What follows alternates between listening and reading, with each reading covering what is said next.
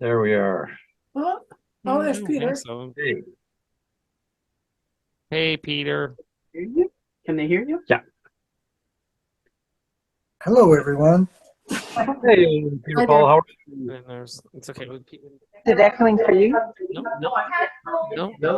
Hello, hello. No. You're okay? It's echoing in my ears, but it's audio. And Mark. There's Mark. Hello, there we go. Do. Mark. Yes, hello. Hey, how are you, Mark? I'm good. How are you? Hello, Jennifer. Tail end of a cold, but otherwise doing fine. Oh dear. Yeah. Mark, So I'm happy you stayed home. Doing fine? Need to get under the weather before I fly out soon-ish. Yeah. Mark, are you going to play guitar tonight? I was going to, yes, if that's all right. I won't feel so out in left field then Derek's because at I'm home. going to play maracas and Yeah, the drum. Right on. If they'll let me. If they don't put So me I on turned on screen sharing. Don't tell them. That's what I say. Don't tell them. Tell them, just surprise them, right? Sneak it up on them. Yeah, that's the best. Yeah. Forgiveness is easy as permission. Go for All right. Derek, I was saying before you came on that I would like to share the actual written copy of the pieces I'm going to do. Oh, yeah. I don't know which. I mean, I can share my screen Jennifer? if it makes sense, but Jennifer, That's a that's a question, question for Char. you're echoing, Char. I'm I'm echoing in my brain as well. So So please do a test test of of the the screen share now. Okay, I think I got that. I think that was do a test, hit share now. Is that it? So Okay, it just a sec. At that point, I can hear that. No, I can hear it now. I'll bring up one of the pieces. Sure. Let's see.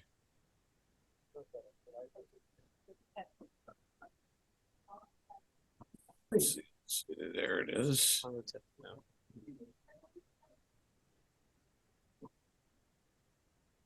Okay, screen. There we go.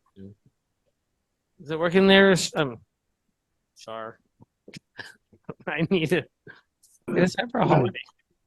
Oh, yay! Yes. There we go. Yes. In There. conclusion. In conclusion, Is that readable? Oh, totally. Absolutely. Wonderful. Yeah. Awesome. Now we're all going to want to do this. Well, sometimes it's good for if you want if you're reading a book that has pictures and you want to show us the pictures, that'd be the way to do it. Well, That'll yeah, help. I did that before with Jackson Pollock, but Yes, I remember you doing it before because I remember taking a picture of the screen share. and the reason I was tonight is because the two pieces that I was looking at doing interleave lines from other works. Yeah. Ah, And I mean, you can listen to it without seeing it, but I think it's better when you see the visuals of Yes. where things hook together. Is it on? Mhm. Not on, is it? Oh, So the lines from other works, are they in italics or are they separate? Yes, somehow? that's correct. Okay. you want to Okay. Yeah, perfect. so you can see them. Yeah, you can Yeah. see where they are, which ones they are, and Yeah. where they slotted in, and Perfect. where's the original brilliant stuff, and where's my babble. Yeah, that's all we do. Did you see the Eiffel Tower in Paris? Did you get to go up there? Hmm. Did Yes. you go to- yeah. Oh yeah. We did all the standard stuff and some more things besides. Yeah. Yeah, it looked like you were having fun every time I peeked in on Facebook there. There were some great shots. I don't know. Yeah, I was saying that the one downside is my point and shoot camera got stolen halfway through. You did. Yeah. But I will have pictures. My son and daughter were there and they took some. So as soon as they've got something figured out, then I'll be able to post more.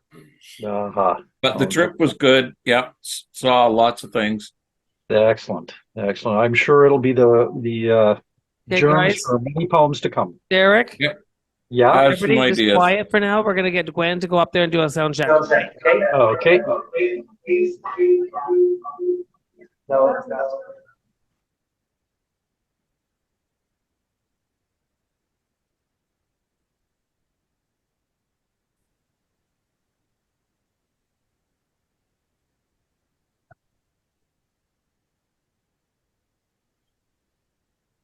Derek, can you do the sound check with Gwynne? Okay, I can try. I can't. Okay. Where is she? Hear me? I see you, Char.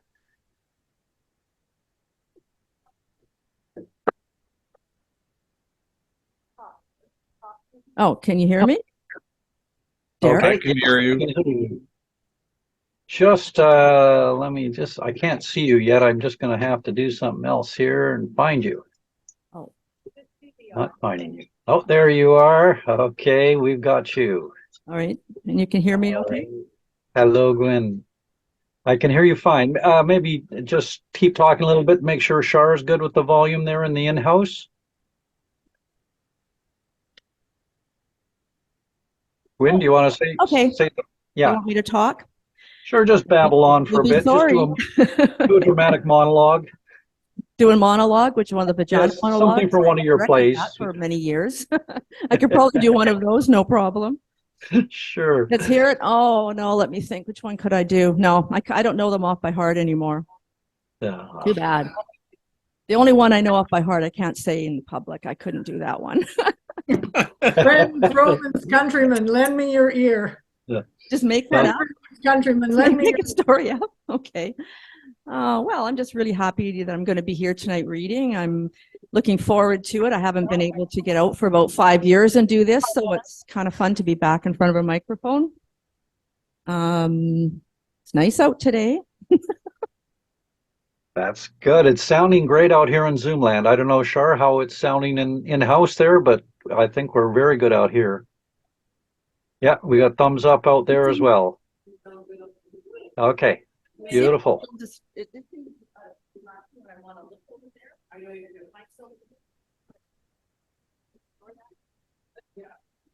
Thank you for doing that, Gwen.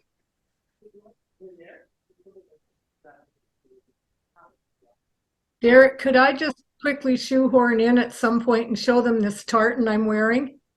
Oh, absolutely. The reason being, sometimes when I pull my screen forward, everything disappears and I have to sign in again. So I'm going to try it. If people want to see, it's actually the black watch, and it's very close to my McLeod tartan. And the theme of my short piece tonight is Scottish, and I was going to sing a very short Scottish song along with it. Wanted to show you I'm wearing what is representative of the McLeod tartan, which was my grandmother's name. Beautiful. Awesome. Thank you, Joy. And so nice to see you back again and see you hale and hearty. Thank you. That darn old COVID tried really hard, but it didn't get me. Yeah, it's not, you got to get up pretty early in the morning to get past you, I think. Yeah, it was nasty, but I triumphed. Good on you. Good on you. And we're glad for it.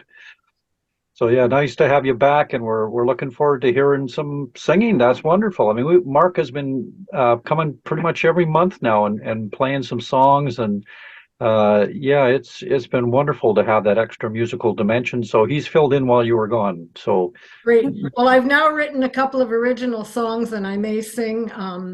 Well, the lyrics are original. Sometimes I steal the music from somewhere else. I steal the tune, but the lyrics are original. And when I can work it up, I'll sing some original lyrics. Beautiful. Sounds delicious. All right.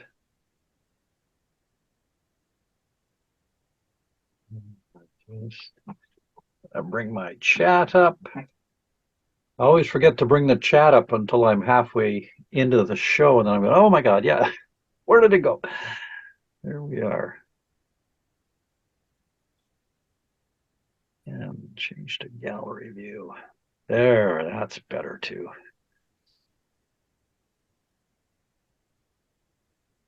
So David and Kathleen, how's everything over in Gibson's? Oh, fine, fine. We're here. We're here. Okay. I see Karl has separated you in the readers list. Was that because you signed up at different times, or is Karl Yes. just? No, okay. Who That's good. knows why Karl does what he does? Only We're the just shadow. grateful he does it. It's all good. And Mark, did you do a sound check with Char already for your music? I haven't. Should I do that now, or should I do that? Yeah, it might not hurt. Okay. Then we're teed up. I'm assuming Char is ready to do that right now. I don't know. I'm not sure where I'm at here with this. Here. She's giving me thumbs up. I think it's all right. Yes. It's all good. Okay.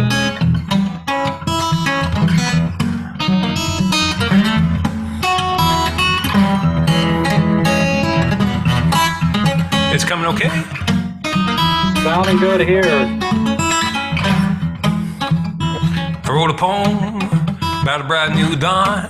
I thought it'd make you smile, it made you yawn. I guess should have. Anyways, is that all right? All right. It sounded great to me. And Okay. as Char was giving us thumbs up earlier, so I'm assuming yes. Okay. Yes, we're all Very good. Perfect. Thank you for Should doing I that. sound check my drum? Char's a rock star. Well, we got 2 minutes, Joy. If you want to just make sure your drum isn't going to blow us out of the room, yeah, let's just hear a little. 7 and you're 11. How's that? Yes, it should be. Not hearing that. I know. You are. I am. Is that okay? What? Sounds loud to me. Couldn't I hear can't anything. hear it. You I can't hear it. Oh, No. great. I didn't hear a thing. Joy, can you play the drum so I can hear them? Wow, I let's will. I don't know if I can then, but I did before. I have to hold it between my knees because it's an African djembe. I can't Oh, Ah. hear that. Okay, Yeah. we can hear that. I can Barely. hear that. Yeah, just. Oh, that's Leslie. why. You can hear There's it. Leslie. Hey, I Leslie. want to say something in German, but La, la, la, la, la, la, la, la, la, la, la, la, la. Does the drum not come through at all on that? It kind of disappears into the background. Yeah. Sweet. Okay, I'll see if I can get any closer to where I might think the microphone is on this thing, but I'm not sure. It'll just be a quiet drum, maybe. That's all right. Yeah, as long as we can Quiet hear drums are it. excellent. I always enjoy a quiet drum. Vicky driver. Yeah. Steven. That's And I'm Oh, fresh right. off. I'm fresh off being the Grand Marshal for London's Pride Parade on Sunday. Oh, yes. How did it go? It went quite well. Yeah. Yep. Good. At one point, a couple of days before, I thought it would get thunderstormed out, but it wasn't. No, that's Ah, perfect. there. Yeah. No, that's Campbell. Did you have lots of floats? Oh, yeah. The floats were like 130, 134 groups. So the Wow. parade was huge. And the crowd alongside was pretty good too. Yeah. Excellent. Excellent. If he doesn't show up, I just. All right. I got 6 o'clock on my watch. How's everything looking there, Karl? One moment, please. One moment. One moment. Okay. We'll give you a moment. How are you doing tonight, Leslie? I'm tired. Tired? Yeah. Remind me Yeah. now, what time is it there? 3 o'clock in the morning. 3 a.m. Wow. So you've had a little snooze and you're just waking up for this now? Yeah. Okay. Yeah, but I should have gone to bed earlier, but I didn't because my daughter Yeah. came over and we talked and talked and talked. So I Uh-huh. got to bed really late. So it was only like 3 hours of sleep, not even really, but Oh it's my great goodness. because we're on school holidays, so I can go back to bed later. Oh, excellent. Oh, that's good. Because I was going to say we could always bump you up in the reading list if you want and let you read sooner, but you usually like to hang around anyway, so. Right. All right. Could I As ask, long- can you hear the drum if I hold it up here? Leslie, if Make any anytime you, difference. you want to read, next time you register, if you want to read earlier, let me know. Because I can always put you Oh. at the up top of the list. Okay, but tonight, I'm okay. Okay. Yeah. Thank you. Okay, go ahead there, Joy. Play your drum and let's see. Oh, yes. Can you hear Yeah. it any better? Okay, I feel like I'm in the jungle. Better. It won't sound as good, but at I feel like least I'm in the jungle. I should see some lions and some stuff. it's supposed to be Going to say, Scottish. lions don't live in the jungle. Okay, You're we're supposed ready to- there, Tigers live in the jungle. But I'm glad I'm not one of those people. It's supposed to be a war drum, and you're supposed to hear a phalanx of Highlanders coming over the moors for the Battle of Culloden. Thank you. You'll really have to use your imaginations on that Yes. one. Yeah. All right. Okay, everybody. Okay. Let's go. Charles, let's This is go. Char greeting you from Char's Landing in Port Alberni. I got the biggest drink ever. It's a very busy hall and busy and active, and I It's a welcome busy all of bee you. day. I mean, So I'm going to hand you over to Karl and Derek, and you guys have a lovely evening. alleged mermaid Emcee Derek Hanebury is a Port Alberni writer of poetry, fiction and Nonfiction. creative nonfiction, who taught writing here at North Island College for many years. His latest book, Both Sides Now, is a collaboration of short fictions with two of his past students. He has another one already out called Something Else Altogether. Thank you so much, Karl, and welcome everybody. And yeah, let's have a round of applause for that. So great to have another evening here together, and I've been looking forward to it all month. Unfortunately, I got a cold, so I don't want to go to Char's and spread things around. So I'm doing this from the warm, cozy RV, and hopefully the dog won't bark and my neighbor won't come over, or a bear won't rub against the RV and start it to shaking, because it does shake very easily. But anyway, we will get through. Anyway, welcome everyone. We're coming to you from Port Alberni, unceded territory, the Sishat and the Hepetcheseth First Nations. We're grateful to them sharing their ancestral land with us. And we're grateful to have you all here tonight. I'm really excited with the range of things we've got coming up tonight from our feature reader, Gwynne Hunt, who is a prolific author and not just a poet and a playwright, but also fiction and nonfiction writer. And I can't wait to hear what she's going to share with us. And she's got so much dramatic background. I'm sure it's going to be an entertaining reading for that. And also, of course, always looking forward to our open micers.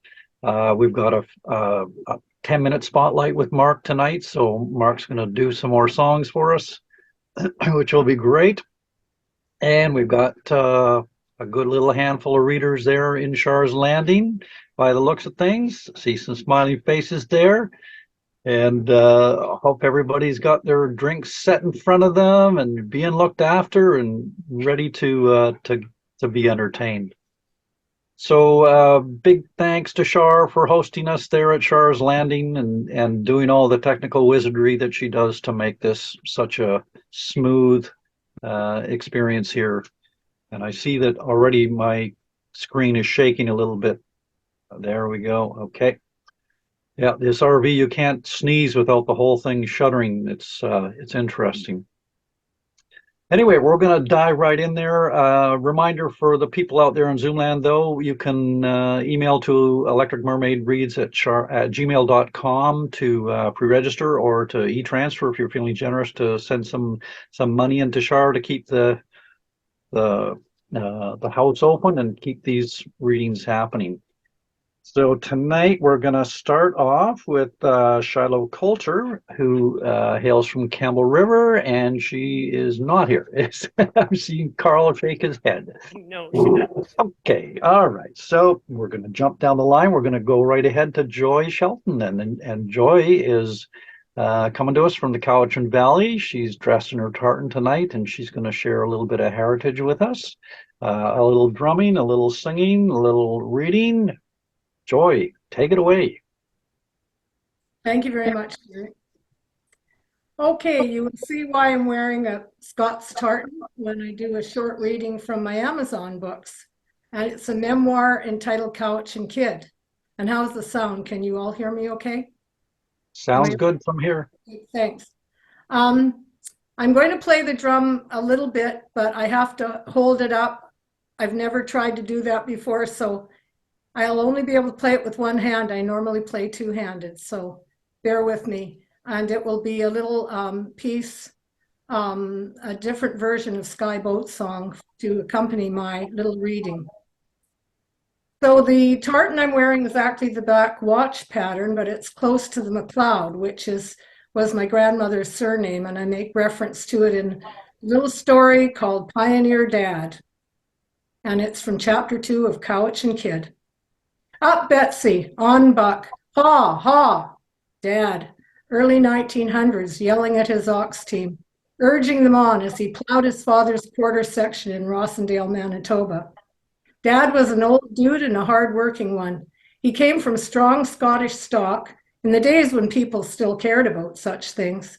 Ayrshire, they said, like Robbie Burns, Lowlanders, hated by the Highlanders because his family sided with the British at the Battle of Culloden in 1746. Oh well, Dad never did have much use for the bagpipes anyway. Said that all that ungodly squealing and squawking was never meant for Christian ears. Yes, they were meant to lead a phalanx of huge Highland laddies over the moors, enough to loosen the stiffest of British upper lips. Never meant for listening music, said Dad.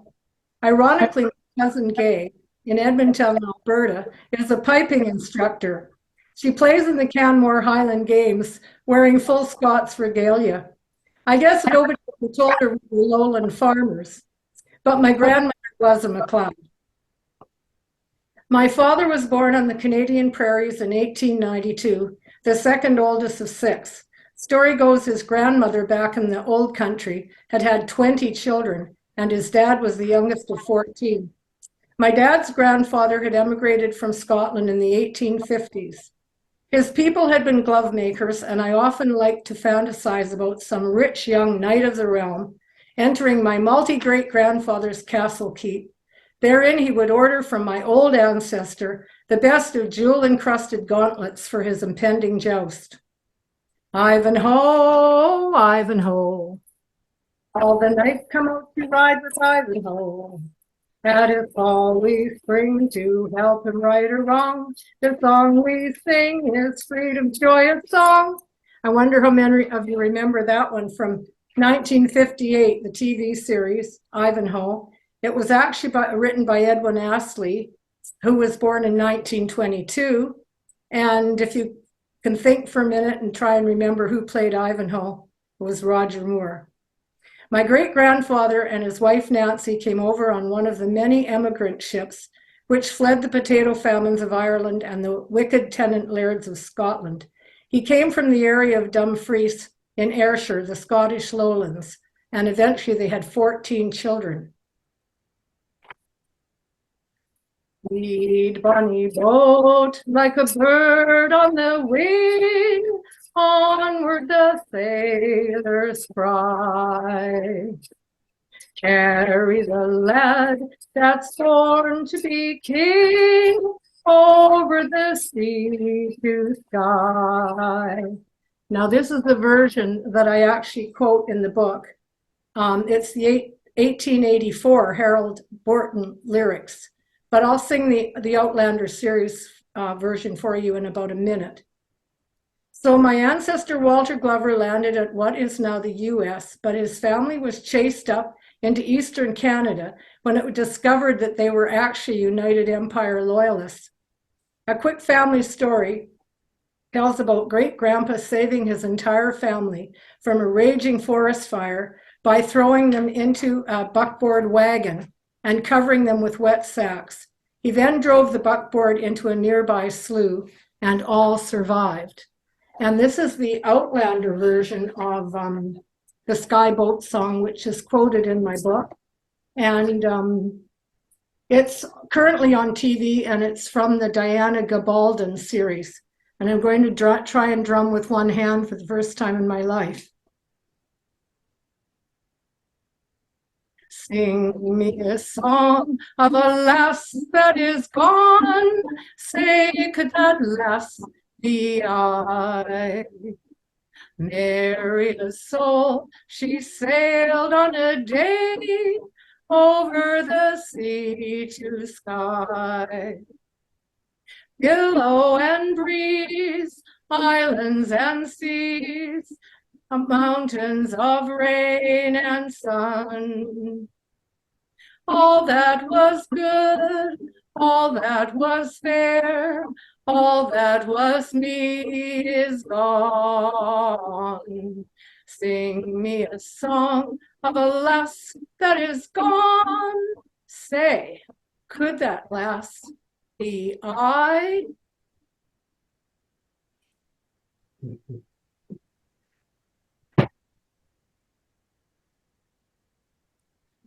The end. Thank you very much, Joy. That was lovely. What can I say? You have done your ancestors proud, I'm sure. They were no doubt watching from the other side and singing along with you. And the one-handed drumming, it was fine. It was kind of like a heartbeat in the back. It wasn't that loud, but it came in and out. It was sweet. So beautiful. All right, a good start to the evening. Thank you for being the #1 opening spot there, getting us Yes, going. and I'm sorry I have to rush off, but I'm doing a gig at the marina momentarily. So I'm really sad that I'm missing the other performances, but I'll catch them on YouTube. I'll watch them on YouTube. Good, yeah. Char is very good about posting the videos afterwards and letting everybody know. So, no worries. You're such a busy gal. I can see COVID hasn't slowed you down a bit. That's I hope good. not. Thanks again. Bye All for right. now. Thank you. Bye-bye. Take care. All right.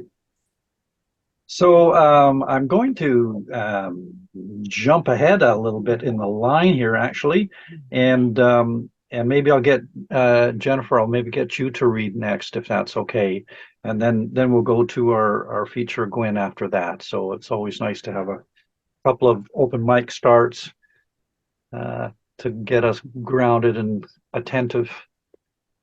And you're going to share your screen, so we're going to get to look at the poems as well. You just need to unmute yourself there, Jen. Jennifer, you're muted. You're muted. There we go. There we go. Thank you. Okay. Yeah. Yeah. The reason I wanted to project the pieces was because, well, they're both philosophical pieces in different ways, I guess, but they also both leverage works by other writers, and they're interleaved with what I've written. So I thought it might be interesting to see it that way. So I will share my screen. Yeah, and the first one is called In Conclusion, and as you can see, it's with Emily Dickinson. And I took one of her poems and pulled it apart and interwove other things with it. This world is not conclusion, though some seem to wish it were. A declaration that a species stands beyond, invisible as music, but positive as sound, violates theory and belief. So such dissenters are bestowed an epistolary bash or a pitying glance, while the troop marches on, revealing much, expanding scholarship, but not truly hearing. An enlightening quest, yet on the way old lessons are forgotten.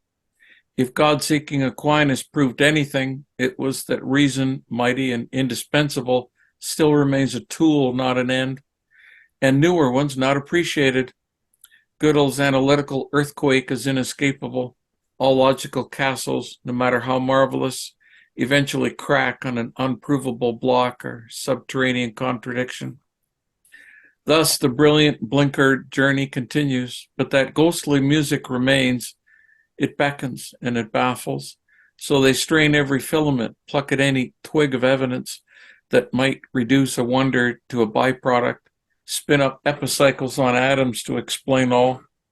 The borehole is sunk ever deeper, uncovering and illuminating even more, only to find a quantum haze at the foundations and a singular mystery at the start. Truly, through a riddle at the last, sagacity must go. Amidst this rush of progress and knowledge, elemental and cosmic, it may ultimately be found that, in the depths of quiet, narcotics cannot still the tooth that nibbles at the soul. Beautiful. That's the first one. Thank you. Thank you. And the second one,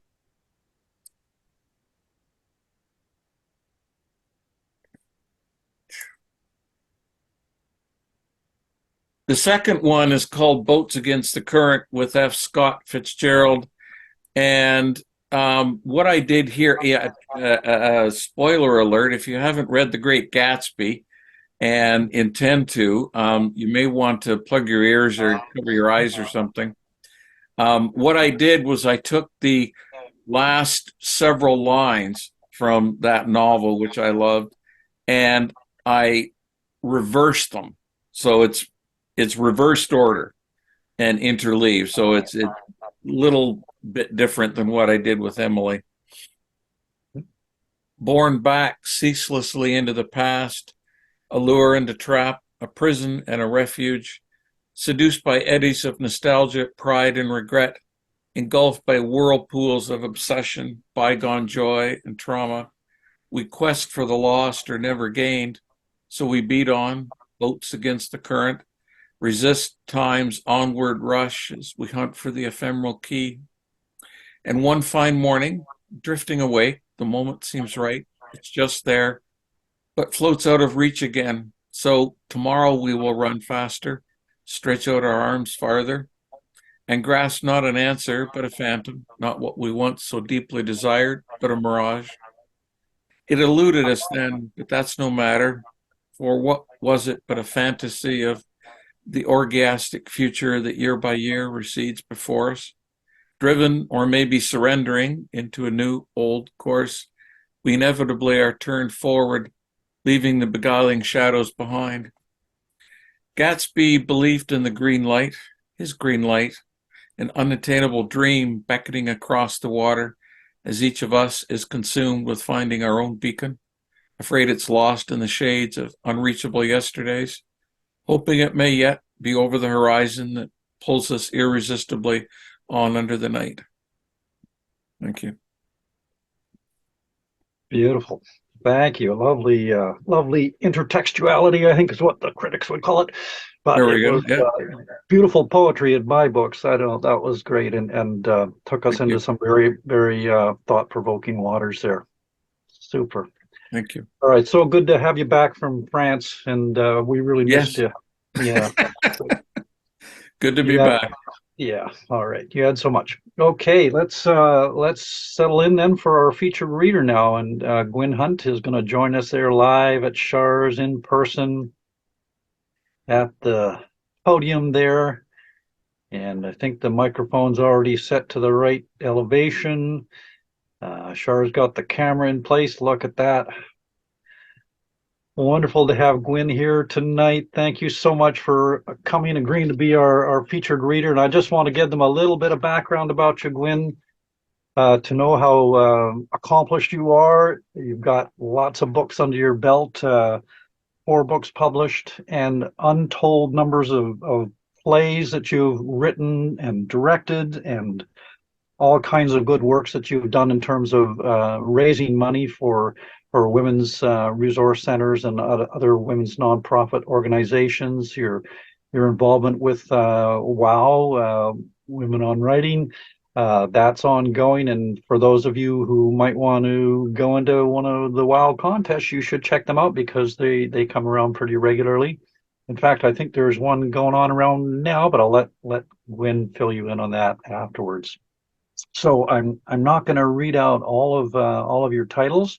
But hopefully Karl will put something in the chat there so people can maybe go and go online and see everything that's there and available. And I believe that you're going to read from your latest book here, which I couldn't read the cover there, but it's I'm going to leave it up to you to introduce it, Gwynne. I just want to give you a warm welcome and say thank you so much for being with us tonight. Well, thank you very much. It's really nice to be here. So I have written a number of books and done a lot of writing. I've written just about anything. So that was what I chose to do. And I just found ways to make money from it over the years. So that was lucky I could do that. In 2019, I wrote Unlocking the Tin Box. And it was a memoir and kind of a journey because I grew up in a very complicated family. My father was a con man and a carny, and sometimes we'd just jump in the car and drive all night long to another province. And life was very mysterious. And so along the way, I wanted to discover just who this man was and figure out why I turned out being the way I turned out. And so I'm writing this book, and just before it went to the publisher, I discovered that he wasn't even my dad. So that was kind of shocking to me at the age of 69, 5 years ago, to find out that this man who had been bigger than life and had such a huge influence on my life. I thought I grew up English, but there was no fee, fi, fo, fum, blood of an Englishman in these bones, none at all. In fact, my dad was Danish, and he was my Ron Robinson, my stepdad, or my dad who brought me up. He was his best friend. So that was really shocking to find out. Although it was fun to find out too, in a way, because I never really felt English, but it was interesting. So anyway, so Harold Larson turned out to be my dad, and that just sort of changed everything. And so I went on this journey to try to figure out exactly how it all came together, because there was a lot of family stories. There was always a lot of sort of half-truths being told. So when I wrote Through My Lens, I decided to go back and see what I could find out about both my dads. And I went back to as far as 1928, and I started finding newspaper clippings about Ron Robinson, the man who I thought was my dad. And in 1928, he was arrested on suspicion of murder with his first wife. So that was really shocking. That wasn't a family story that anyone told me. And so by then I was hooked, because I love research. And if you can research and prove stories that you had in your head and they can come true, because you can see, oh my gosh, that really happened, So in the back of the book, what I did was I took all the research that I did, all the newspaper clippings that I found, and then I put them on a timeline. And combined with, family stories and memories and stuff, I decided to try to rewrite the story now that I sort of had more facts. And a lot of it I made up, because obviously I wasn't there in 1928, but I tried to figure out how this all came together, how these three people came together, and I began was where it started. But I became really fascinated with my father, Ron Robinson's wife, Marie. She was a really intriguing woman for her time. She was a bail bondsman. She was a burlesque dancer. I think she was a hooker. She was a lot of things, and she had some kind of hold over my dad. So even after he lived with my mom he lived with her for 30 years, and but he always had to go back and do things for Marie, and it was always a mystery. But so I really did a lot of research on Marie and found some really fascinating things about her. So I could have written a whole book on Marie, and I just might, because she's just such an interesting person. They called her the big boss of Powell Street in Vancouver. And there was newspaper articles on her, interviews with her, stuff like that. It's interesting. But I'm just going to read a little bit of the book, just a little tiny bit of a chapter that concerns when Marie got in a little over her head with some of her lying and her conniving that she did. But before I get to that, I just have to make sure I've got all the facts in place so that who I'm talking about. So I'm just going to refer to my notes here a bit. Where was it? Yes. Okay, so she had this property at 358 Powell Street in Vancouver that my dad had given to her. And I know he did because I saw the legal papers to his lawyer when he was in jail because he was disbarred from the Air Force. And he couldn't pay his fine for, I'm not sure what it was, I think contributing to juvenile delinquency or something like that. So my dad had said, Marie can have the property. I don't want to have anything to do with it anymore. So she owned this property at 358 Powell Street. I have no idea where they ever got the money to buy this property. I'm quite confused by that. I never did figure that out. But she put up some money to the Malik brothers, who were drug dealers from Winnipeg, and she put up $10,000 to bail them out, and three other people put up $10,000. So there was a $40,000 bond to get these two men out of prison, or to get them out on bail, and they skipped bail. So there was Marie owning this home. They were going to take her home. They took her to court. They were going to put a lien on it. They were going to take her. They were going to take the property because she couldn't pay the $10,000 back. So she was in a pretty tight spot. And around the same, and her son Bill, who was I guess my dad's stepson. He was only 10 years younger than my dad. He told me when I was 15 that he was in jail for 5 years because my dad put him on a train in Winnipeg with a suitcase full of heroin. And I found that really hard to believe because my dad, he may have been he may have been a carny and a con man, but I didn't really believe it. But after I did some more research, yes, I did. There's even records in here where my dad stands in front of a judge and says he's off the drugs now, stuff like that, which was kind of interesting to find out. So anyway, Bill gets out of prison. And so when I talk about Bill, you know who that is. He just came home from spending 5 years in prison for heroin, the biggest drug bust on the West Coast in the late 1940s. $70,000 worth of heroin. Yeah. So that was interesting. And this is just some of the things they did. My real mom, my mother, she didn't commit any crimes.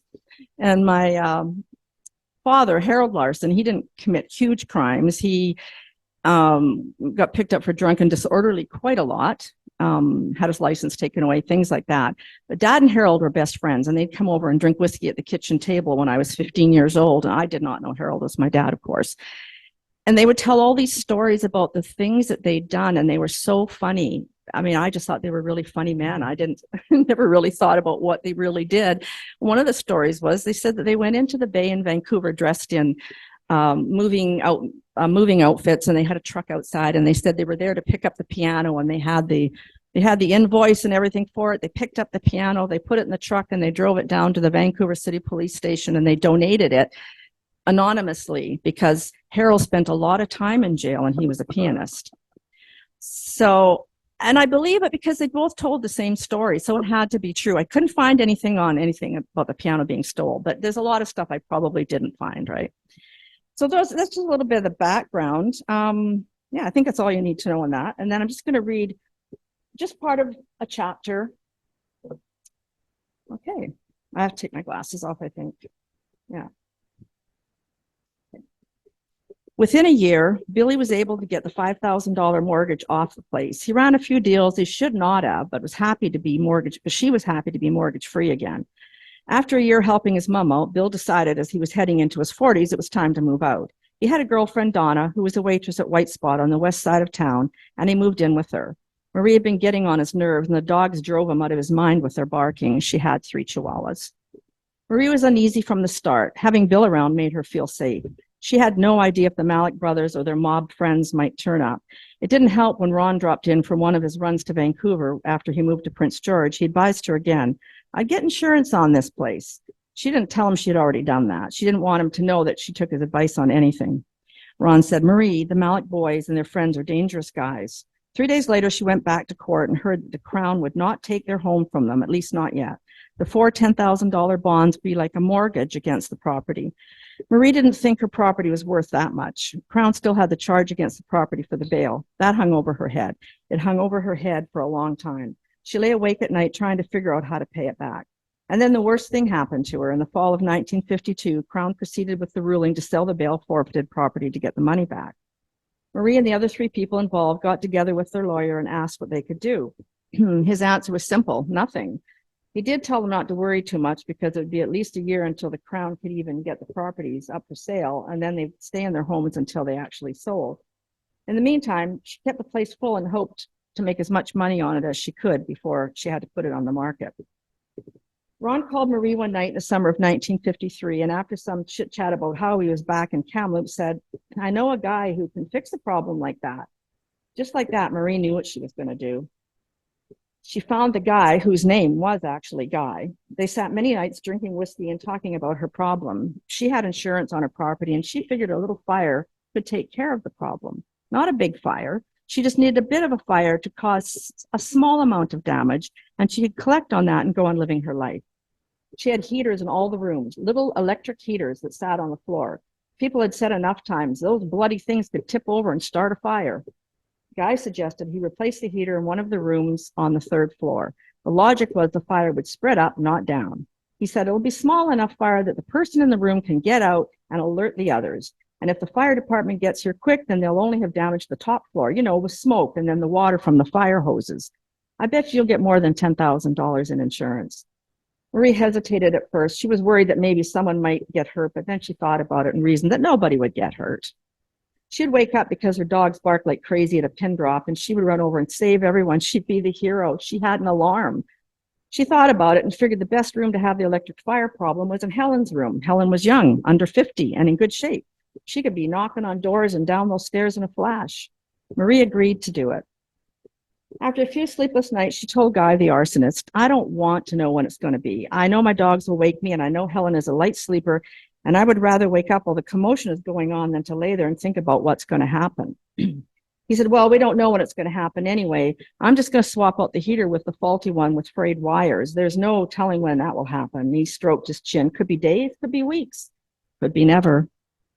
In August of 1953, he put the faulty heater in Helen's room. They waited and nothing happened. Marie was relieved, but it made sense. Nobody used heat in August. She told the arsonist, I'm not that comfortable with all this. I think maybe we should just scrap the whole thing. He didn't argue with her. He was not all that sure it'd be deemed an accident, and he may not get any insurance money, and he didn't really trust Marie. Nobody did. He was annoyed, and he left the house in a huff. He left it up to her to get the faulty heater out of the room. She procrastinated. It was early September. Nobody would turn the heat on until October. As Helen often did, she was having a cup of tea with Marie in her little house on the afternoon of September 12th, 1953. When Helen left to see her husband off to work that night for his night shift in the docks, Marie turned to the dogs and said, damn, I got to get that heater out of that room. By the time Marie went to bed that night, she was busy with people coming and going, walking the dogs, feeding them, and just running around. She settled down, went to sleep. It had been a long, hard day. She often woke up 2 or 3 times a night, but this night she slept heavy. Around 3 a.m, she heard her dogs barking. She rubbed her eyes, foggy at first, and then she smelled it, smoke. She shot out of bed and ran to the window. The tenement building across the alley was in flames. She could see the top floor already had smoke billowing out the windows. All she could think was, this is not my fault. And then she ran barefoot across the alley and up to the 2nd floor where 16 Chinese men tenants lived in 4 rooms. She ran around banging on doors, screaming there was a fire. And then as they started to rush out of the room, she hollered for the people on the 3rd floor to get out. She heard a man yell back, yeah, we're coming. Marie pulled the alarm on the main floor and it started clanging. Marie ran back across the alley into her house and called the fire department. She scooped up her dogs and ran into the street. She was not sure how long it would take the fire to jump the roadway. She had never been so afraid. She could hear people yelling and then screaming. She stood on the sidewalk, the 3 dogs yelping and growling in her arms, and she wept. She did not believe this could be her fault. It was daylight before the fire was out. She had no idea how much damage was done, but it looked like the 3rd floor was completely gone, ruined. She was taken to a motel with her dogs and told she could return the next day after her place was secured. She was advised there will be an investigation. Marie did not know until later that day that Helen perished on the 3rd floor. Helen was the only true friend she had. They shared tea and cookies together almost every day. Helen was 5 years younger than Marie and had been the one to complain to about how tough it was to grow old. How the hell did she not wake up and get out? Marie did not sleep. Marie went home early the next morning and convinced the fire crew on site to let her take her dogs into her house where she could settle them down and clean herself up. Marie looked out the window at the mess and she wept. She got a bath, she put on fresh clothes, makeup, and pulled her hair back behind her ears in a low bun. She sat on a rocking chair on her front porch and watched the cleanup begin. Throughout the late afternoon and early evening, her tenants came by one to tell her the harrowing stories of how they made it out. It broke her heart. John Wang, a 21-year-old student, came and sat with her and told her how he got the other 15 Chinese men out of the building. Many of them were old and disabled, and John helped them see through the smoke to go down the set of stairs. He told her with a wide grin, I got them all, boss. I got them all. A fireman stopped and told her how when they arrived, there was a man on the third floor who had pulled down this escape ladder and was hanging from it. They got him safely to the ground. There were 2 other men hanging out of windows. He said at one point the fire was threatening the building next door and they had to take care of it so it didn't catch. A couple of men were hanging out of windows as their rooms were filling up with smoke as well. Marie was afraid to ask, but she did. What about Helen? Dead, he answered, dead before we got to her. The smoke got to her before she could get out. Marie already knew that, but she needed to hear it from someone in charge. She found out later the 2 men died in the fire too. Jack Roberts, who was 72, was sprawled in the hallway outside the door to his room. A survivor claimed the sound of Jack falling to the floor is what woke him up and saved his life. 73-year-old Valenti Cosigny perished as well. All 3 victims were on the 3rd floor where the fire started. There was speculation and finger pointing, but nobody was ever charged with arson. The site inspection report detailed how a faulty heater in the room Helen shared with her husband was the culprit. Everyone in the building knew that she liked to wash out her things in the shared bathtub and hang them to dry in her room. Even Marie knew that. Men in the building often laughed at the glimpse of stockings hanging on a line they could see through the front bay window. Helen often turned on the heater to dry her clothes at night, even in warm weather. Helen was found on the floor by the heater, burned and she'd become overcome by the smoke. Marie was comforted to hear that she was gone before she burned.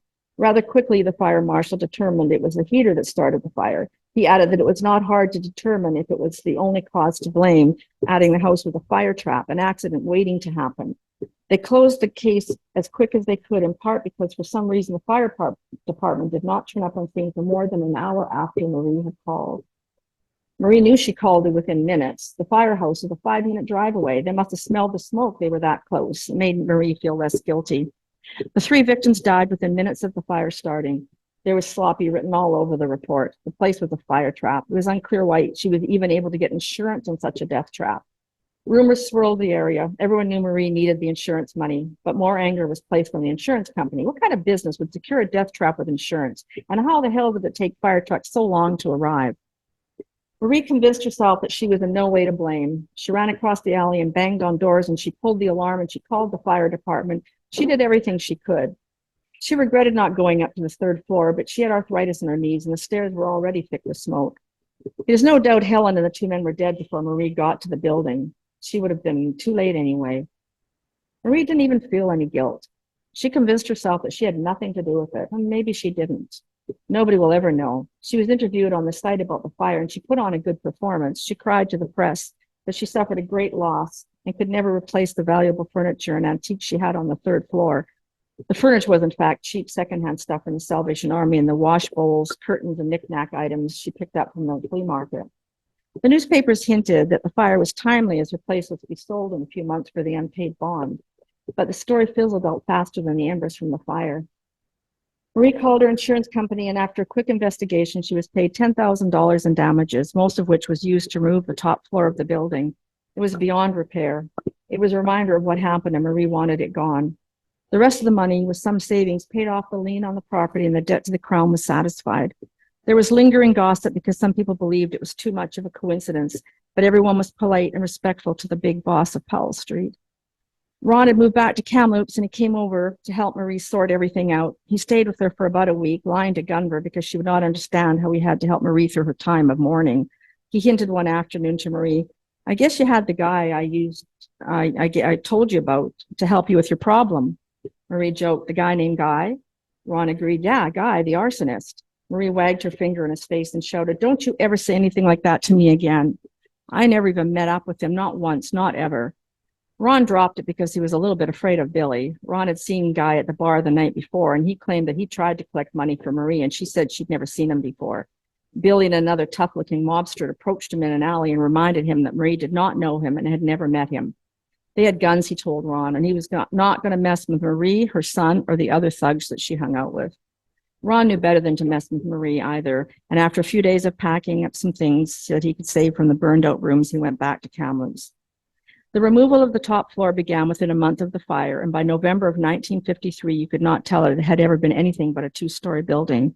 A new roof, freshly painted walls on the 2nd floor, and a good cleaning of the business units, and it was better than it had been. A new alarm was installed, wiring checked out and brought up to code, and she was good to go. The Chinese men left the building. Marie fixed up the second floor with funky secondhand store finds and colorful curtains. She bought rattan mats from Chinatown and provided each room with a comforter for the bed and a stack of fresh towels. One of her new renters was a guitar player who ran guitar lessons out of his room. Another room was rented to a young couple who had just been married and were artists. With Marie's permission, they painted murals in the hallways. Marie remembered the artsy community she grew up in Winnipeg with theaters and dance halls and kept one of the rooms as an hourly rental. For $5 an hour, you could use the space to teach a class, have a meeting, or whatever you wanted. She furnished that room with a couch and a table. 3 of the rooms were rented to students. She didn't want to have other disabled people in the building anymore. The last vacancy she let to 2 young women. They took 2 rooms, one for living in and one for business purposes. They were fortune tellers and children of friends from Winnipeg. She liked having young people, women 20 and 21 living there, Faye and Margaret. It changed the vibe of the building. There was a new life and energy. And that's Marie. So there's a lot of, I really don't know exactly what happened, but after that, the Malik brothers get caught and they come back, and she goes down to the courthouse with her umbrella and causes a big scene because she's going to poke their eyes out because they cost her a lot of money. So she's a pretty interesting lady.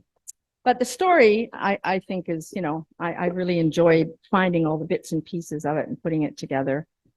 And then this last few months, I've just worked on a poetry book called Cottywampo, which is to travel in a purposeful manner towards an unknown destination. And that's where we're all going, aren't we? So I just wrote this. I was going to read a couple of poems from that. This one's called Konnichiwa. It's about my grandson.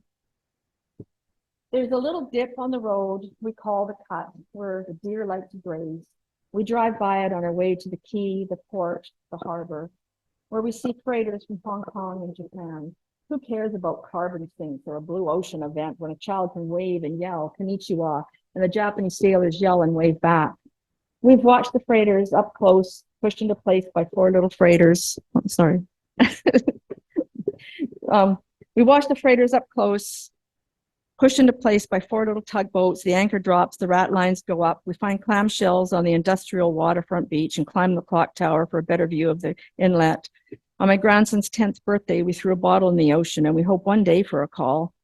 Coins are thrown into the fountain, our wishes blow away in the wind. We drive up the hill, Mount Aerosmith Beacon, and return to the safety of my backyard and garden. And in November of 2021, my husband was hit by a car in the Save-On parking lot, and he started having strokes, and he ended up having a massive stroke last year in June, and he was paralyzed and has some neurological brain damage. And we've been together 55 years, and I realized I never wrote him a love poem. I visit him every day. I don't know if I can even read this one. I'm going to. It's called 2 Feet in a Heartbeat. Simple ways, lazy days. I'm out, catch a ride. Oh, the living was easy in grade 12. 4 of us girls hitched 37 rides. One boring Friday night. No dates, no prom, just giggles and shit. All the way to Los Angeles. We missed the bus in the summer of love, my cowgirl friend and I. We made it there and back. No cell phones, no social media posts, just a call to my mom, collect from a phone booth. We're here. It was free if the person you dialed did not accept the charges, but she always did. She wanted to hear my voice. I lost my battered suitcase full of all my clothes when I had to escape from a car. I ran back home, sitting in my dad's bathrobe after a bath. I called an old boyfriend, you. You quit your job, easy choice, bank job, hot girl who could get easy rides in her ruffled bikini top and lowrider jeans. $97 and 2 thumbs up got us to Prince Edward Island and back. It was our summer of love. And we got married. Had to back then, no regrets. Not even 55 years later. It would be nice to go across Canada again. Even though you've got wheels now, they're on your chair. It would not be fun without you. Just a lonely old woman with 2 braids and a backpack, 2 feet and a heartbeat. looking for a ride home. Thank you.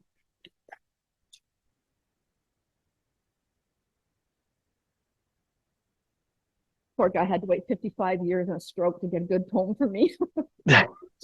Anyway, thank you very much. Well, just hang on there, Gwen. Just Gwen, don't run away, please. Okay. I just want to thank you, first of all, for the wonderful reading. That was mesmerizing material, and those poems at the end were really, really moving, beautiful. And I just want to take a moment and throw it open to the audience in case anybody's got any questions they'd like to ask. I mean, my God, the material you mine from your family history is so rich. Just, yeah, I mean, just a storyteller's dream. That's incredible. I know. It is. It was a storyteller's dream. The thing is, the sad thing is, being a writer, I didn't mind finding out all that stuff because it was really interesting. It gave me something to write about. But yeah, if you have any questions, I've got the 5 books that I've published. I wrote a book also called Rampage: The Pathology of an Epidemic that I wrote about missing and murdered women in Canada. I spent 6 years researching. And then there's another poetry book, Bruises and Bad Haircuts, Metaphor for Poverty. That's how I grew up. And I don't know, what's my other book? I guess that's it. That's 5 of them. So yeah, if there are any questions about, I don't know, researching, working on stuff like this, anybody got any questions? Yeah. If anybody in house, just holler it out.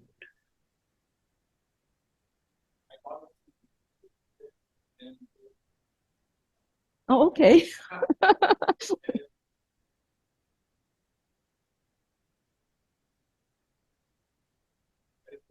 Oh, sure. It's probably from some play that we did. Yeah. Oh, right. You bought yes, you got the, we also, when I did produced and directed the Vagina monologues for 15 years, and we raised like $90,000. And that was a lot of the work that we did. And my son and various singers and people that I knew who were very talented put together a CD, and that's the one you're referring to? Yeah. I don't think so. No, I'm not doing any of my shows anymore. Yeah, I've written over 30 plays, and they've all been produced and directed a couple of times each at least. So, yeah. Fabulous. Anyone else? Questions? Anyone out there in the Zoom land? Got anything they want to ask?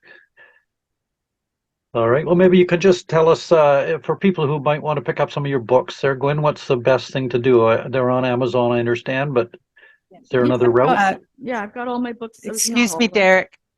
Oh, sorry. Because you're not here, it's a little hard for us to coordinate. So Rochelle had a question, but could you speak it on the microphone? Oh.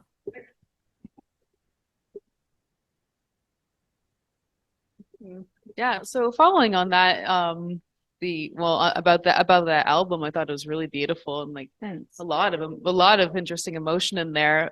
We also got he got a copy of your book, so it was just really amazing to see a whole encyclopedia or whatever. That's not the right word, of all the names of the people. Yeah. So how long did that take you to put together, and how many resources did you have to go through to took find me all the 6 years working alone in my basement. Determined. The interesting thing, there was a woman named Mary Billy, and after the Montreal Massacre, Mary collected the names of the women who were killed in the Montreal Massacre. And I found her book at Simon Fraser University Library in the archives, and nobody wanted them. They sent them to me. And then I found Mary Billy, and we got to become friends, and she sent me boxes and boxes of research that she'd done collecting names of women. She came out with 1,800 names. And well, then I was just obsessed, and I researched, because when I was doing this 12 years ago, there was no names, and you couldn't find them anywhere. So I increased the list to 4,000 names. And then when the Walk for Justice group went across Canada, they carried those names to Parliament. I was really proud of that. And then I had to quit working on it because it was just too hard. It was just too hard to keep doing it. And now there's a lot of people involved and engaged in working on missing and murdered women and children in Canada.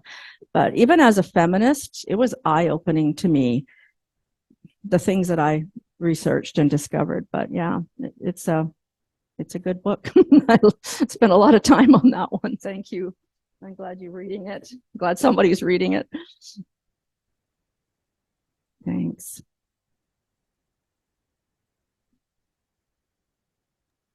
Well, if I could say something.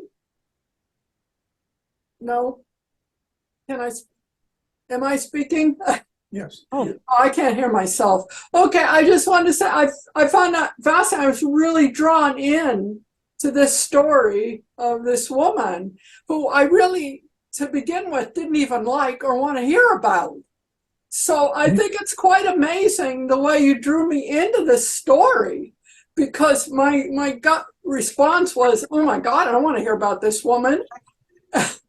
Yeah, thank you. She, like I said, as I discovered more about all these different people, it was so fascinating to find out, because like my dad's name was Tiny. They called him Tiny. And so I knew I was on the right track, because when I started doing research, and I even found a court case in the early 30s when he was picked up and arrested and for theft. And the fellow with him had a note in his pocket that said, Tiny says to be careful. And this came out in front of the judge. And I was like, oh my gosh, that is my dad. It had to be. So, and things like, I know that my dad took me to gypsies in a fortune teller place when I was 5. And then when I researched that and found out these women lived there, that's where he took me to see Marie. So all of these little memories that you just had from when you're little, it was amazing to be able to bring the light, bring them to light and see that they were true. I have no idea what I missed, what I didn't get. I keep searching because I know there's more. And Marie, I lost track of her. She was fascinating. They kept trying to go across the line. And so there's all these records of them going across the border. And in every record, she has a different age, and she either comes from Ukraine or Poland. Like, she changes. It changes, and so her age has changed. And I know they were probably taking drugs into the States. That's what I figured, right? But yeah, it's fun But even just researching, even my real father, Harold Larson, he wasn't arrested for anything too serious. But I was able to go back to Alberta and find newspaper clippings where he was playing piano at weddings and churches and functions, and it's really fun to be able to really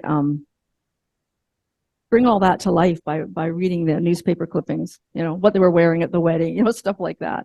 Mm-hmm. Yeah. Well, you did bring it to life. I think that's a key phrase, because there I saw, you did bring it to life. Absolutely. Yeah. Yeah. Well, We were right there. That was my goal, to try to make it interesting. Anyway, thank you very much. Thank you. Thank you so much, Gwynne.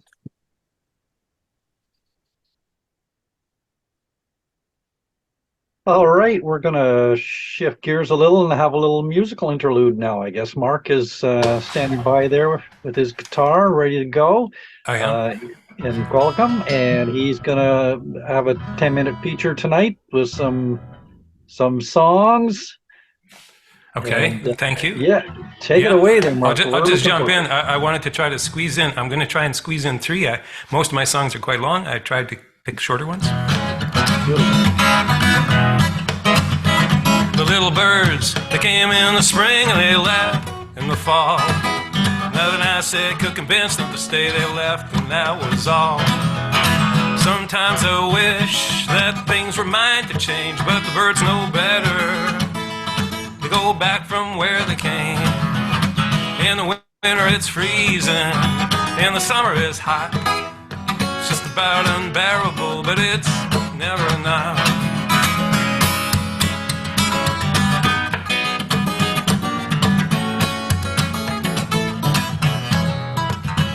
We get stuck in traffic jams, we get stuck in lines, we get stuck with laugh tracks and glitz and neon signs. And in the city it's crowded, and so we lock up all our stuff. It's just about unbearable, but it's never enough.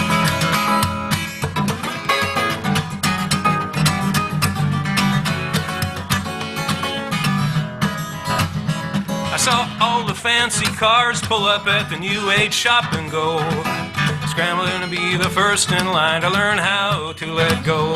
You know, nothing can be simple when there's nothing you'll give up. It's just about unbearable, but it's never enough.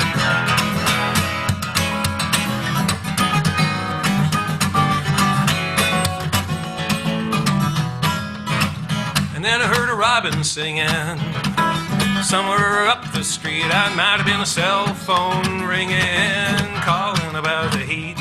You know, all the forests are burning and the weather's all messed up. It's just about unbearable, but it's never enough.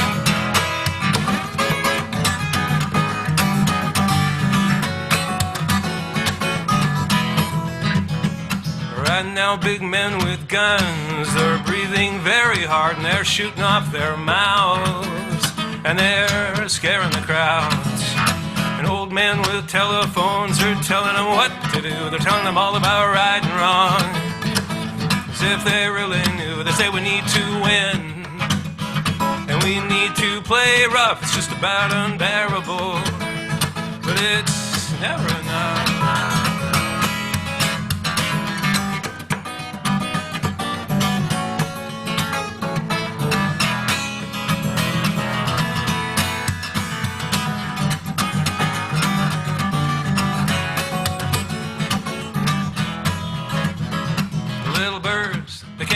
Spring they left in the fall. Nothing I said could convince them to stay. They know that's all.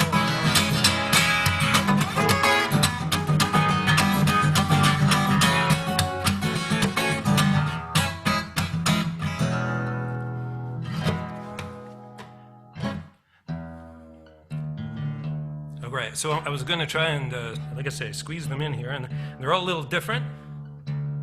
That was kind of the point, I think. And these two, what did I do? Okay, there it is. These two kind of go, well, they don't go together, but they're in the same key, I guess. So,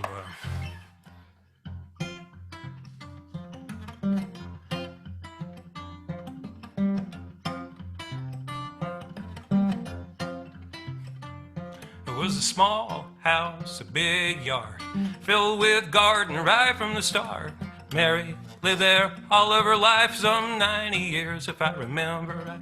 A garden of flowers, a garden of beans, a garden of possibilities. Where did Mary learn to garden? Beets and turnips, and I'm just starting. Rows and rows of magical vines, spinach and peas working overtime. Patience and hope, peppers and leeks. You'd be surprised what'll grow from seeds. Mary collected the wayward souls, traveling the neighborhood roads. They'd stop when Mary'd say hello. Next thing they're holding the garden hoe. Sometimes they blossom in front of her eyes, though most seeds take their own sweet time. Where did Mary learn to garden? Beets and turnips, and I'm just starting. Rows and rows of magical vines, spinach and peas working overtime. Patience and hope, peppers and leeks. You'd be surprised what'll grow from seeds.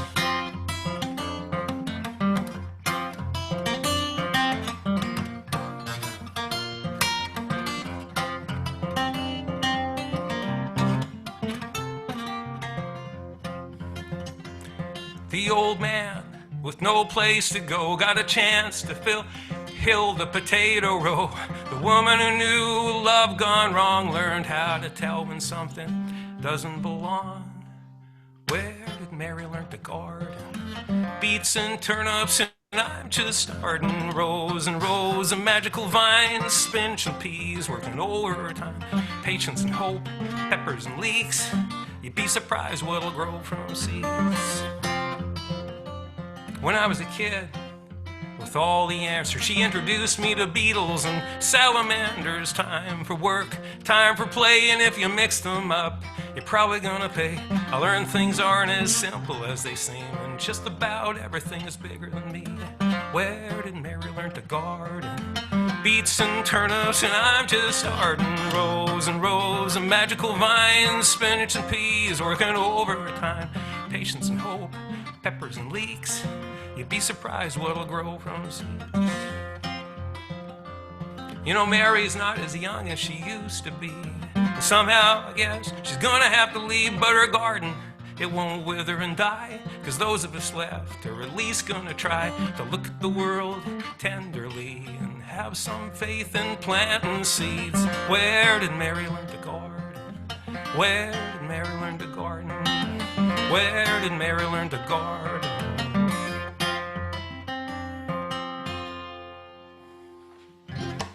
All right, Mary's garden, and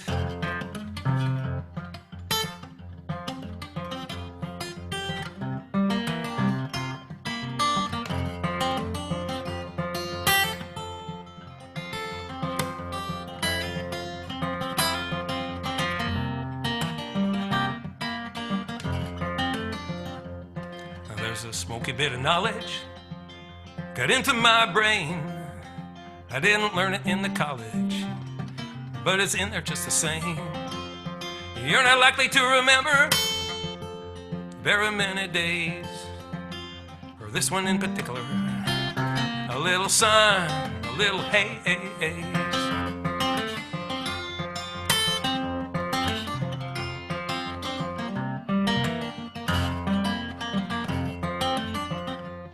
We live in such a rich country, you never use a pencil right down.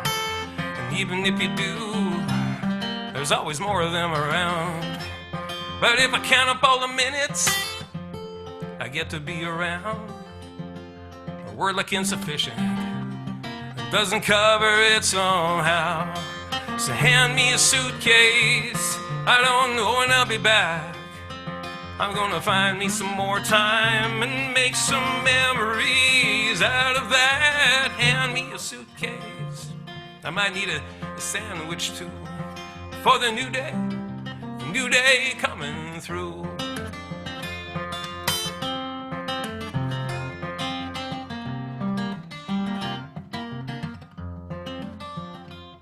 Now there's a bunch of new arrivals, and some they gotta leave.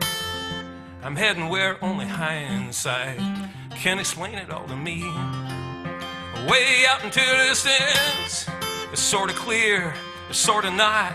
I might know it when I get there, though then again, might not. Hand me a suitcase, I don't know when I'll be back.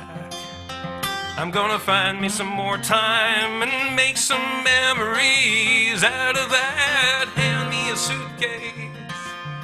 What about that sandwich too, for the new day coming through.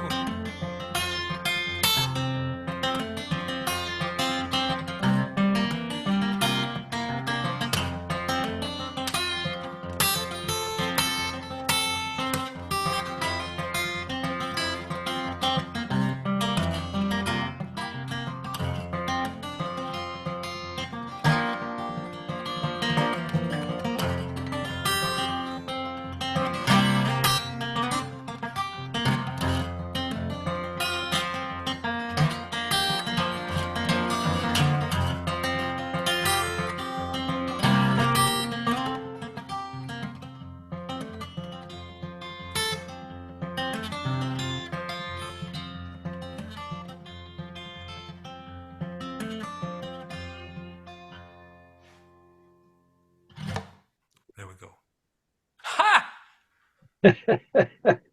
Was I muted the whole time? No. No, not good. at all. Okay. No. I was looking at it as going, uh-oh, that was bad. Oh, my. Oh, dear. Okay, so I just rifled through those there. That was beautiful. Thank you. That was super, Mark. Yeah, that would have been horrible playing 3 songs in a row and then. I looked at it and I thought, oh, geez. Oh. No, it was all good. And Okay, Matt, super. enjoy those so much. I could just listen to your finger picking all night, let alone the lyrics. The lyrics are Nice. great too. So. Very good. Yeah. So I just want to say, if anybody is interested in picking up some of Mark's music, markwonneck.music.com, right? And it's WONNECK. Yes. So, and Karl's put it in the chat for everybody out in the Zoom room, but for those there live at Char's, you might want to write that down. That was wonderful. Thank you so much, Mark. Yeah, thank you. And, Thank you for letting me know. yeah, much appreciated. And my apologies to Shawna, who I leapfrogged past I was so excited to hear him I forgot about Shawna. Shawna is there in-house, and so we're gonna get her to come up to the podium at Char's there and share some of her work with us now. My apologies there, Shawna.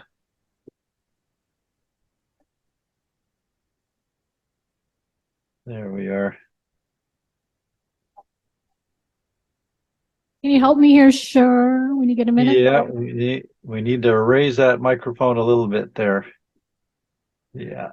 I just turn it, right? Okay. There we go.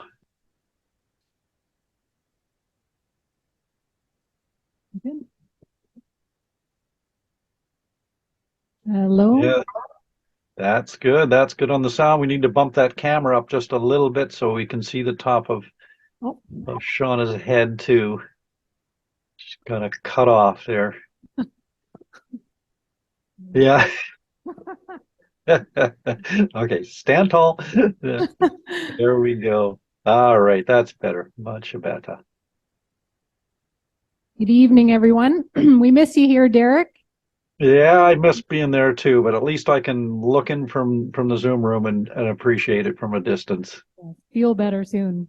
I will. Thank you. So when I sat down tonight, I just still didn't know what poem I wanted to share. So I read a couple out loud to Gwen at our table, just the titles. And one of the titles was For the Ones Who Think They're Broken. And if you don't mind me saying, Gwen said, I like things that are broken. So me too. So it's a bit of a different perspective on what broken is. And that's why I've chosen to do this poem, which I wrote back in 2016, 2017, when I wrote hundreds of poems to myself, and it was a way of purging my pain, really, and turning my pain into art. And I'm always an advocate or a proponent for grabbing a pen or grabbing a paintbrush when you're in dark and difficult times. So this message felt like it came from my higher self to my human self. So it feels like a message for me and a message for anybody else that it resonates with. Can you hear me okay? That good? Okay.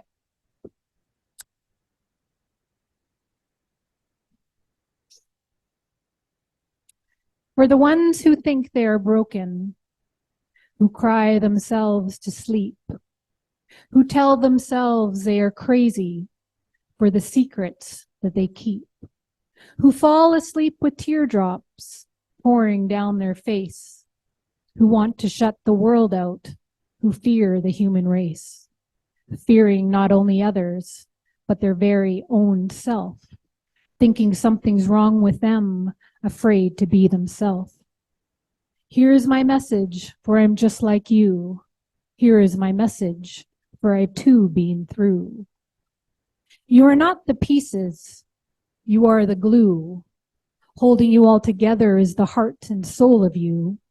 Yet your mind makes you feel like you are broken, doesn't it? Critiquing you, putting you down, doesn't it? Yet you are not broken. You are pieces within the whole, and each piece has a story and a miraculous role. So embrace all of your pieces, embrace all of your pain, embrace all of your emotions, embrace all the insane, for this is a journey and this is a rise. Anxiety and depression will analyze. Watch it, feel it, let the pieces be as they are, until you realize you are not the pieces, but a magnificent, brilliant star, a star that shines bright amidst the shadow of the night. Shooting off in all directions, you are the light within the night.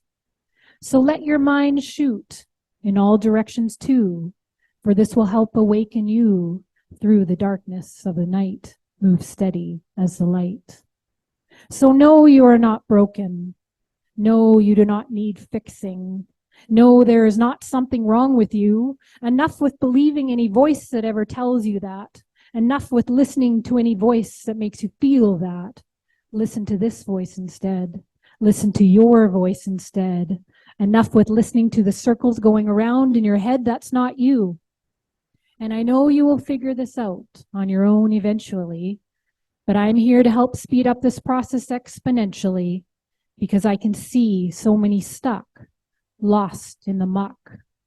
You are expanding, growing, shedding the illusions of self. For the world needs more of you, so don't be afraid to open yourself. And to open, we must break open the layers of the self.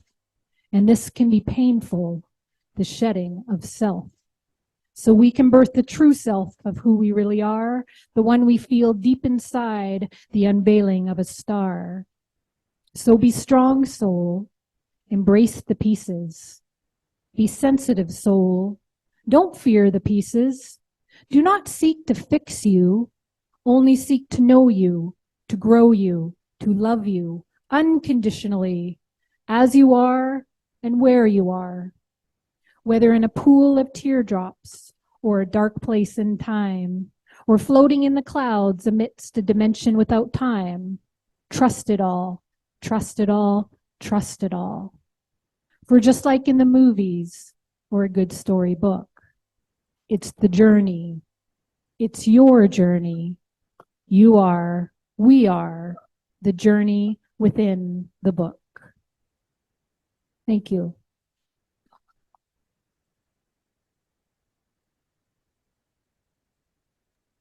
And thank you. That was awesome, Shawna. That was really beautiful and such profound, heartfelt advice that all of us can take to heart at many times in our life when we find ourselves torn out by our thoughts and listening to our thoughts unnecessarily that tell us lies. All right, that's all it is.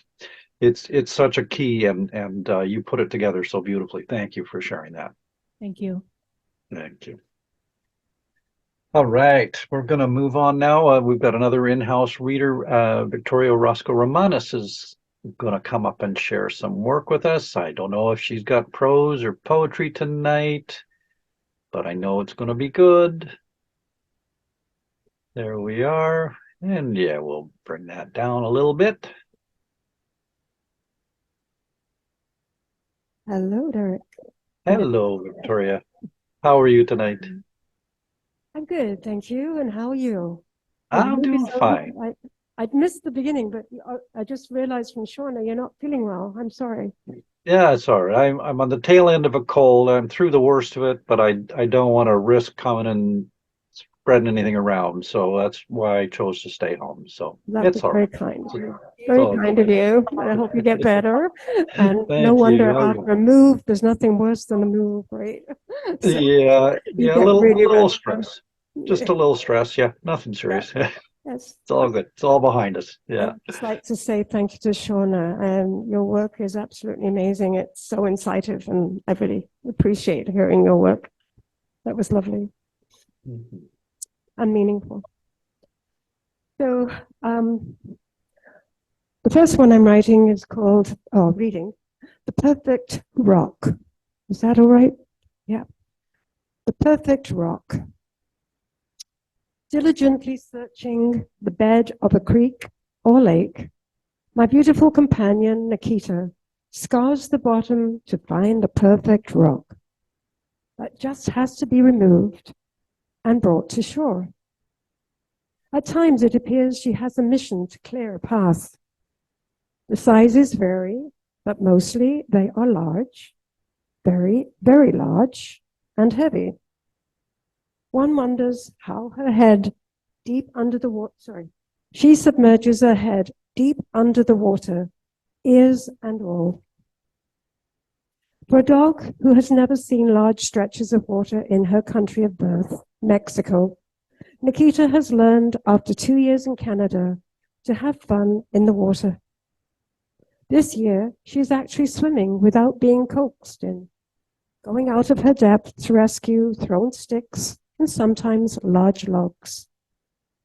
She has also learned to stay within her little part of the beach and not to go visiting to the group next door. She can now also restrain herself from retrieving a stick thrown for another dog. It's tempting, and a call to stay helps her to avoid the urge to go for it, which would mean conflict. What great company she is. Who ever said diamonds are a girl's best friend? What I do without her now.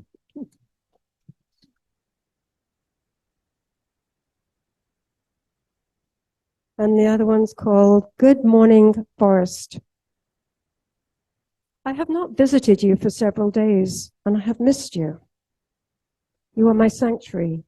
Your air fills my lungs with new strength and peace. Your lush green canopy cools me from the summer heat. Ferns, bracken, and fallen leaves carpet my feet. Walking on the railway tracks that run through the heart of you triggers memories of English tracks years ago. The gentle sound of trickling water in the creek on its way to the river is wonderful, restful music. The water is refreshingly cold and cools my body as I bathe my feet. I laugh as I watch Nikita emptying the creek of its rocks, one by one, and placing them carefully on the bank. Why is it I stay away from you for too long? When in your company, my heart finds restful relief, and my soul sings a different tune. May you be safe from scorching flames. The loss of you would be too much to bear. God, protect our forests and save our world from human destruction.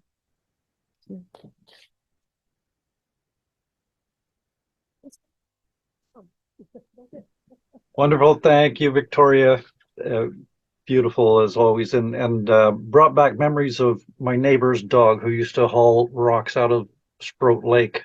he would bark for hours and then dive down and bring these great big rocks out. It's incredible what they can do. But eventually it wore down all his teeth. So I hope your dog doesn't do it too much. It's all good. Thanks for sharing those poems. Sweet. All right, we're going to move on now. We're going to go back out into the Zoom land, and Kathleen is up next from Gibson's Landing. All right. Sorry, lost track of the numbering. Yeah, Okay. I sort of did too. All right, I'm nearing the end of this never-ending story, but we're still interrogating people. All right, so we were interrogating Leo. Okay, so the officer says, oh no, it was the garden club president.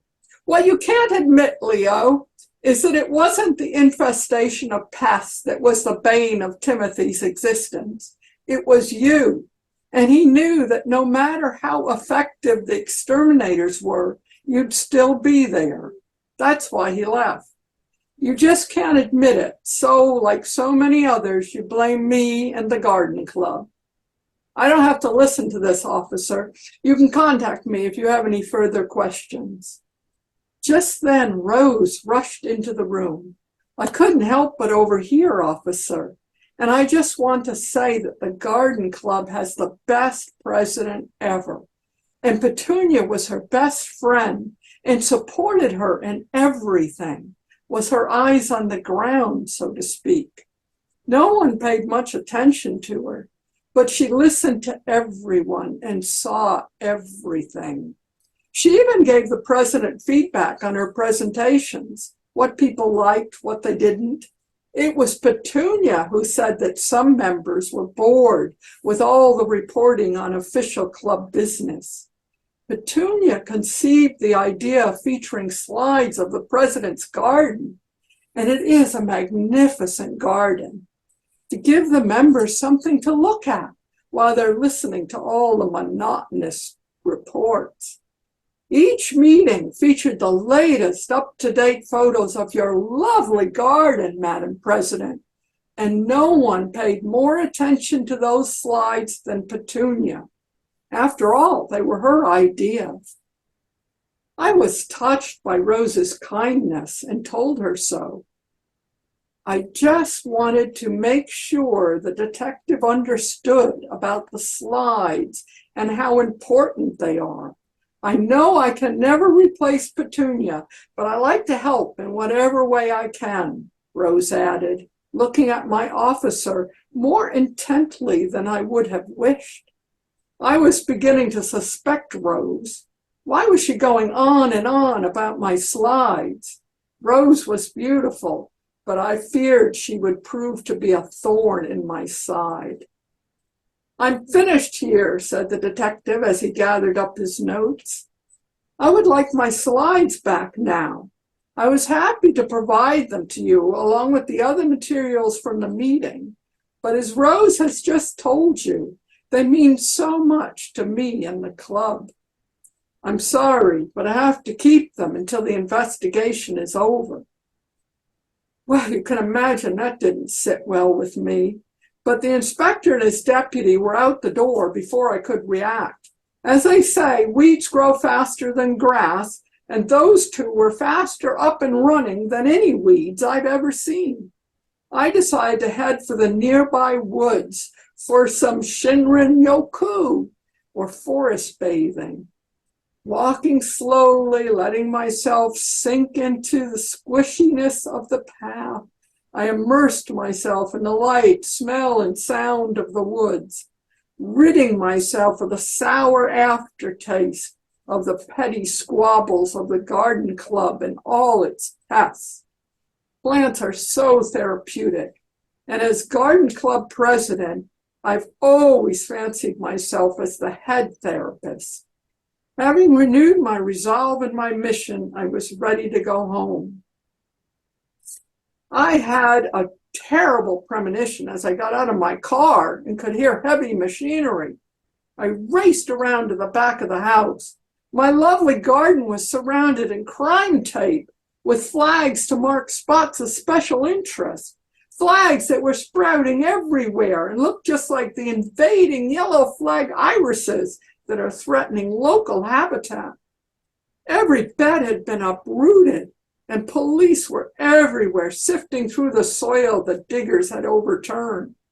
What have you done to my garden? I screamed at the detective. Not what I have done, it's what you have done. Petunia knew, didn't she? Petunia, your best friend, the only one who was peering at your slides so intently that she saw the jaded, braceleted arm the color of moss. Hallie loved green, didn't she? I was aghast. I was a master gardener. Everything in my garden is done properly. It must have been that dog from next door. I knew pet-friendly gardening would be a mistake. I should have planted oleander, lily of the valley, and azaleas, and left out some nice fresh tulip bulbs for Bowser to munch on. And that's the end of my 5 minutes, so you still don't know who did it. All right, you're going to leave us hanging again, Kathleen. Oh my Well, God. for the last time. Okay. Well, the line that will ring in my head until the end, until next month when we find out the ending is, I shouldn't have done the pet-friendly gardening. That was a mistake. Wonderful. Thank you. Thank you for giving us another teaser there. All right. And next, we're going to go back in house to Char's Landing, and Joe Lunchbucket is going to join us there. Okay. Bob, yeah, we're going to have to raise the microphone up a little bit to reach his lanky form. There we go. Lifting the camera up to match. And we do have someone who's going to take over this job next month. So Char will get a little break from it. You're up.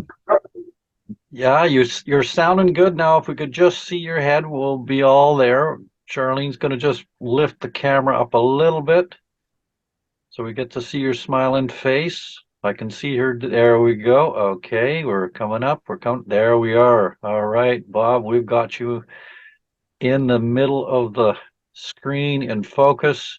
The microphone is in place. The stage is yours, my friend. Enlighten us. Go ahead. You're good to go. Okay. Trump's Vice President Pence said that no one is above the law, but indicting a former U.S. president sends a terrible message to the world. Is this Is his statement a stay out of jail card for Trump's insurrection on the White House, for which some of his supporters are already serving time? President Jimmy Carter said, U.S. was world's biggest warring nation. Is U.S. 21st century this Mongol state? And prolonged peace would break their war industry corporation. Should U.S. refuse to abide by UN ruling if they don't agree with it? Is this democracy by right of might? Is their aim to diminish Chinese and Russian authority? Is lobbying legal bribery, and are both U.S. parties run by the 1% minority? Failure to negotiate resulted in collateral damage. Was this insanity? Will Biden, Zelensky, and Putin be charged with crimes against humanity? Or do war winners and media monopoly record history? When everyone obeys traffic regulations, chances are good that all get home. Could nations like tribes settle all disputes by judges and mediation? Is how society treats the least of its citizens the mark of civilization? We're not all born equal. Some have genetic jump start. Are we our brother's keeper? Does capitalism keep us apart? Is the world suffering from hallucination and UFOs our imagination? Or is there evidence of ET migration, and will their viruses thin our population? Hawaiian king used gunpowder and molded island tribes into one nation. Can U.S. be disseminating disinformation to access ET innovation? To divert all future asteroid strikes, do we have the technology? Are we ripe for invasion, or is there enough orbiting space debris to deter ET that have come to recruit the most practiced killers in Milky Way galaxy? Wonderful, Bob. Thank you very much, man. All right. I love the way the ET themes keep creeping into your work. I feel their influence. Okay. All right, we're going to stay in the Zoom room now and go to Germany. And Leslie Omhundro Bronskowski is going to share some of her work with us. It's probably about 4:30 in the morning in Germany. And again, we're so grateful you join us and share your work with us. What have you got for us tonight, Leslie? Okay, this is another one of my childhood stories. I'm writing a collection actually for school. Because in the school they teach about America, but it's not the way I grew up. So I thought I'd write it myself. Yeah. Okay, just an episode. In Brooklyn, we cannot go to church, even though the church down at the corner is Baptist, and Mama is Baptist. Mama says it's only for white people. Every Sunday, the white people from the Baptist church park in front of our house and walk down to their church at the end of our street. One day, two women stand in our kitchen and tell Mama they are from the Baptist church committee. They want to take my sister and me to their church to introduce us to the congregation. My sister and I stand silently at the back of the church while the white women stand around looking at us. They stroke our hair and tell each other that we are cute. I take my sister's hand and stare at my Sunday shoes. My sister does not push my hand away. Later, Pop says white people just aren't ready to let us into their church yet. He drives across town to the colored church that will let us all in, but I don't want to stay in the Sunday school alone, even though Pop offers me a nickel. I just sob and cling, sob and cling, even when the women stroke my hair and tell me how sweet I am. Pop tells Mama there's no point in sending me to Sunday school across town. He does not understand my fear, but he knows that it is real. I know sometimes Mama wants to be alone with the new baby. She says she has to sleep when the baby sleeps. Pop says there's another white church in Woodridge, close by, that is looking for new members. Maybe we can try there.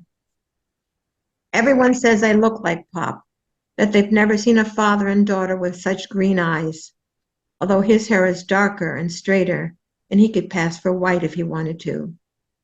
Pop and I do a lot together, just the two of us. I'm not scared of him because he doesn't yell at me like Mama does. It's a long walk, but we walk all the way to Rhode Island Avenue to the library so I can borrow a new book. Pop is happy that I have discovered books and can read them myself. When we're done, Pop stands patiently while I pick out my peppermint patties in the little shop next door. He's the only one in the world who calls the shop the dime store. Once we take the bus to a baseball game at Southeast Stadium and then wait in the cold for the bus home.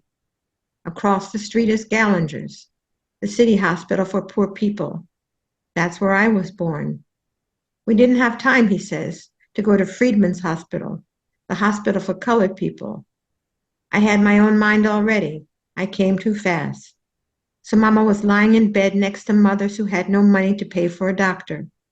Pop says we were lucky the taxi driver didn't go to the wrong building because the city jail was right next to the city hospital. That would have been even worse. I think it's strange to build a hospital next to a prison, but Pop says they want to keep the poor together. The rich don't go to jail. The rich pay a lot of money so that they don't have to go to jail. Here, of course, is where the adults get it wrong. They pretend that it is luck that certain things happen the way they do, that the hospital happens to be close enough, or that the taxi driver just happens to miss the jail. Adults would have us believe that life is like Monopoly, where you don't go to jail if you are lucky enough to roll the dice right.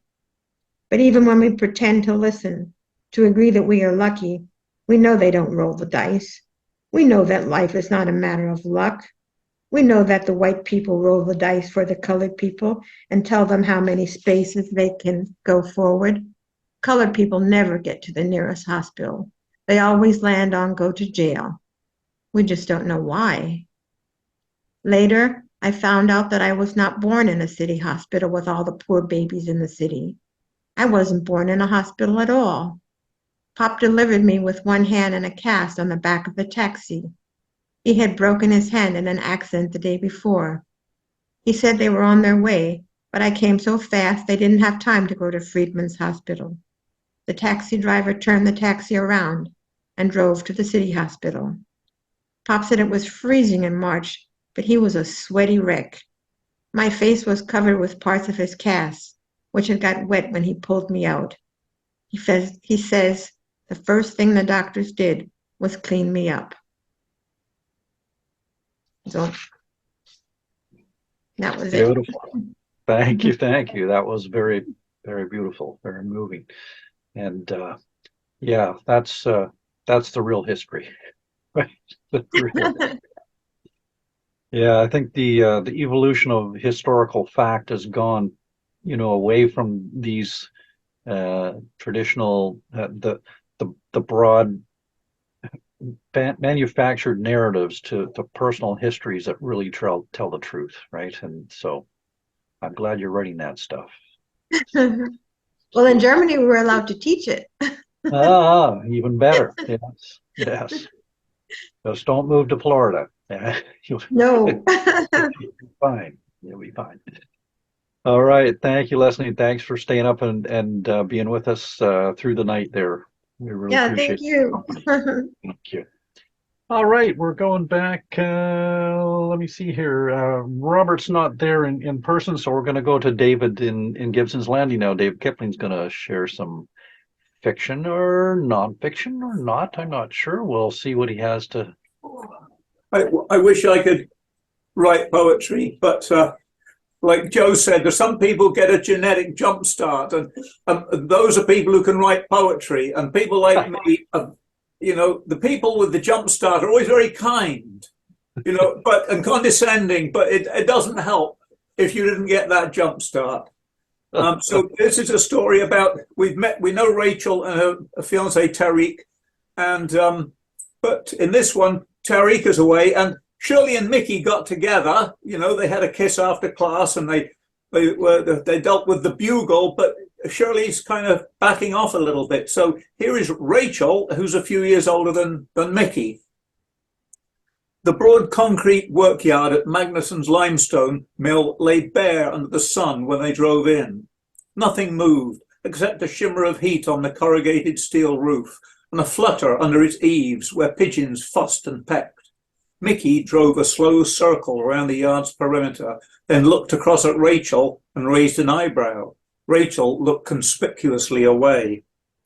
Mickey's almost girlfriend, Shirley, had been cautiously put romantic meetings on pause, not even phoning him recently, and Mickey's parents had canvassed neighbours to go and find Mickey something useful to do, just for a day. Rachel's Uncle Stan, the foreman at Magnuson's quarry, was trying to nap in the unaccustomed heat of his day off. He groused into the phone and told Mickey and a reluctant Rachel to come round. Stan pointed at his ramshackle truck and tossed some keys to Mickey. You can drive it to Magnuson's yard and clean it there, but Rachel will be in charge of you, okay? Tariq's away and she's got naught to do. Right, young lady? Now at the yard entrance, Mickey checked the mirrors and the surrounding area, then trod hard on the gas, making the old truck groan and lean as it tried to obey. Long dark marks smudged the concrete behind the roaring truck, and a plastic crate flew off the side before Rachel gave him the gentle palms down signal. In the ensuing silence, heat rose from the ground, and the high midday sun shrank all shadows and turned the yard into a flat, floodlit stage. Weeds crept in at the edges, but the baking expanse was otherwise deserted. Mickey pointed to a drain grid next to the mill. Shall I park over that? Then we can hose all the dirty water straight down into it. Neither of them moved. The truck's body creaked and was still. Rachel's shoulders slumped, and Mickey gazed through the grimy windshield. Yeah, murmured Rachel, better make a start. The cab was cosy, almost narcotic. A small cloud crossed the sun and moved on. Tariq Chowdhury was away working up north at the Goodyear Research Lab in Aberdeen, and Rachel had been memorizing and replaying his voice from their phone calls while he was away. Mickey rapped on the dashboard. What should we do first? Rachel shook herself. She yawned. Takes a while to get going, eh? You go and set up the pressure washer, see it's all plugged in and switched on. I'll toss all the crap out of the back. Rachel arranged scrapers and sponges and cleaning fluid in a neat row by the building and found a bucket and a tap. She just stood and stared, thinking. Beside a sliding door, she spotted a long wooden handle and added Magnuson's yard brush to her arsenal. Then she rolled up her sleeve and checked her bootlaces and sighed again. Mickey was poking idly around the pressure washer. The daylight was odd, like in a fever dream. The sun was hot and sickly, and distances looked wrong, as though a thunderstorm was brewing somewhere. Nothing was moving. Rachel dragged a wooden crate towards her with her boot and sat down, staring at nothing. The back of her neck prickled, and her undershirt was clinging. The reek of limestone hung in the humid air. Wake up, called Mickey. You look like a boat that lost its captain. Feeling lazy. Uncle Stan really does want the truck clean, but I don't feel much like work. This is all just to keep you busy while Shirley's lying low. Mickey fired a quick burst of cold spray in her direction. Shoo, shoo, scat, lazy cat. Shoo, get up, he grinned. Rachel let the fine mist settle through her hair. That's nice, you can do that again. Lazy bones, come on, you, help me. Let's sponge some soap over the truck. Let it soak in a bit. Then you can have the first go with the sprayer. Heaving her stubborn weight up from the crate, Rachel worked her wrists loose of her denim sleeves, then tugged at her shirt front. She unscrewed the cap from the heavy jug of cleaning fluid and drenched a sponge. Where do you want to start? Mickey fired a jet at some squabbling sparrows, set down the steel wand, and reached for a second sponge.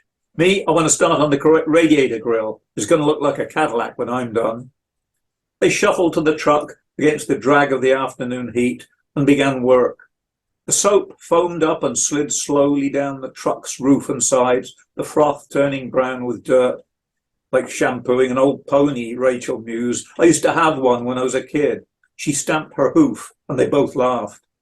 More like grooming a steer for the county show, grunted Mickey. Sanders over at the farm, he shampoos and clips his show cattle. Scissors, too, and hairspray. I've seen him.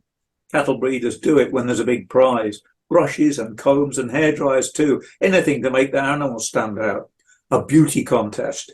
Mickey struck an exaggerated pose, tilted his head, and pouted. Rachel couldn't resist the target and threw the sponge at his tangle of red hair. You're a young bull, you are. Head like a scrubbing brush, she growled and pushed him. Push you in the pond for a good wash. That's what you need, you scruffy animal. Mickey seized her wrist and turned her into a wrestling hold. You're out of your league here, girly girl. Don't try to get rough with the rough, tough guys. Rachel wriggled furiously against him, her shirt riding up and her back burning. She escaped, panting, dived for the dropped sponge, and yelled happily, Tarek, now I'm really going to do... Mickey, I mean. She turned her face quickly to the truck. Rachel cringed, waiting for Mickey to laugh, but he was busy arranging the hose from the power washer. He looked up. Ready to spray it now? I said you could go first. He shook the hose. Ready? Time's a wasting. Mickey held out the steel wand. Rachel took the wand, avoiding his eyes. Yes, thanks. Turn the pump full on and let's get this old bull ready for the show. I need to be in Aberdeen, she thought. The next day there were few quiet spots in the college where our evening class would start soon, but the row of payphones at the dead-end passage were sheltered from the babble of the lobby. Each booth had a seat, a corkboard and a grimy plastic hood where a student could half crouch, picking at or doodling on the corkboard. Rachel always chose the booth at the far end, where she could brace her back against the wall and not be disturbed. She could watch, unseen, other students making their calls or waiting for an incoming call from a parent or boyfriend, whatever. Eric was on a four-week work assignment as part of his diploma course far away in Scotland. Rachel found his lodgings at 6 o'clock most evenings, fingering the coins to feed the phone. Tarek's phone number was unevenly scratched into the corkboard, one number among dozens, but his was encircled by her concentric love hearts. Rachel ran her finger over the number as they talked, flexing her running shoe, swiveling to and fro on the shiny wooden seat. Tarek's news this evening was fine, of course, and his mood was fine too, of course, but it was his voice and its lilt that Rachel had called to hear. He could read aloud from a ketchup bottle and she would be quite happy. The beep beep warning made her thumb another coin, impatient while its slow clicks brought her a few more minutes. Only one more week then, she asked, though they both knew that 100 times over. Wish you were here though. Yes, me too, they both giggled. This is silly. No, it isn't. Yes, it is. At least it keeps me warm and safe here in phone booth number 4. Which one is that? Number 4, silly. No, which one is it? It's the one at the back. You know, I like this booth. Yes, so do I, said Tarek in Aberdeen. I like it too. Yeah. Silence. Beautiful, Dave. Thank you as always. Evocative of the place and the people. Sweet. All right, we're going to go on now. We've got our next reader here is Peter Paul Van Camp on Denman Island. And I've got a feeling we're going to go bicycling again tonight, but I could be wrong. Derek, you're right. But before we do, I'd like to share with you a funny story that they've been telling at the general store here. It goes like this. It goes, say, what were you doing in that sidewalk cafe last night? That was no sidewalk cafe. That was my furniture. Anyway, now back to the poems. Just to recap quickly here, since I started writing these Peter Paul Van Camp on a Bicycle at 70 pieces back in April, I've read at Char's in one way or another, numbers 1, 8, 3, 11, 10, 7, 5, 12, 14, 21, 22, and 19. So I have two more. These will be world premieres. And they're both, in a way, they're concerned with bicycle safety. So here's Peter Paul Van Camp on a bicycle at 70, number 26. I am passed on the road by a smiling character, riding at ease with no hands and whooshing downhill. Why, I could no more accomplish this aspect of daring than, well, put it this way. To me, what this chap does is right along up there with standing astride the quivering backs of a snorting, matched pair of prancing white horses, high-stepping in circles under the big top and leaping each lap through a fiery hoop to the oohs and the ohs of the awed circus throng, and smiling complacently all the while. The horses as well.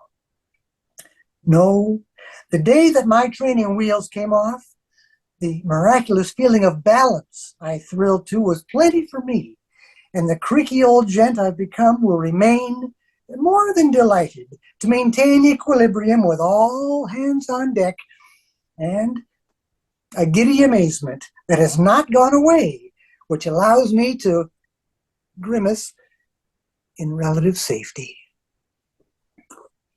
And now I'll leave you with this one. This is Peter Paul Van Camp on a bicycle at 70, number 28. And it's, I think, probably more, if there's such a word, it's probably more poemy than some of the others have been. So here goes. He had begun to notice that he, by the frequent repetition of these titles, seemed to be riding along in the third person. But a third person should never ride on a bicycle. Why, even a second person is dangerous enough. You ought to know better, he said in the ear of whomever it was who sat on his handlebars. In the first place, whoever it was on his handlebars replied, "This is my bicycle. And yes, I know, I ought to know better." They just keep coming to my head, and I just keep writing them down. That's my work. Absolutely. We're counting on them, Peter. Keep them coming. Just keep cycling them out. Beautiful. Thank you so much for that. All right. And I just got the furniture joke. Oh. Thank you. Tell it again. All right. And we never did get from Bill who you had dinner with, but we'll get out of him eventually, Peter, so not to worry. I don't think Bill has any idea. Oh, I'm sure he does.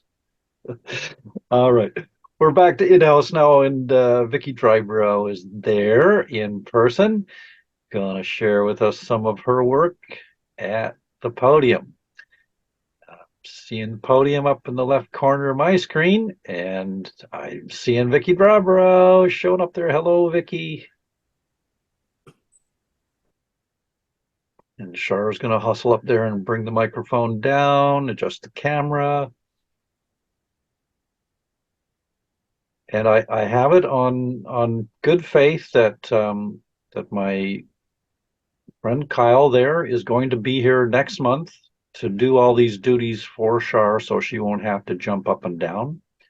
And he is a seasoned, well-seasoned gamer who streams, and he's been doing it for years. So he's a real whiz on microphones and camera settings, and he's going to be the guy that takes over that job. But until then, we're very grateful to Char for what she does.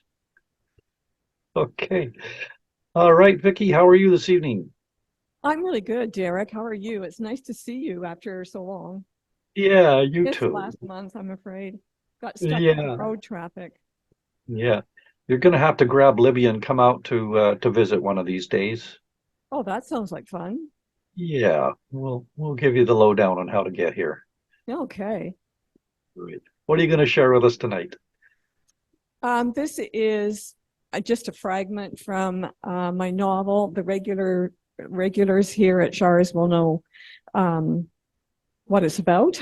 And people that don't, it's set in the late 50s, and the narrator is a young girl called Holly. You got my head in? Okay. When my father drinks alcohol, or when he's happy, which is almost never, he uses the nicknames he has for people.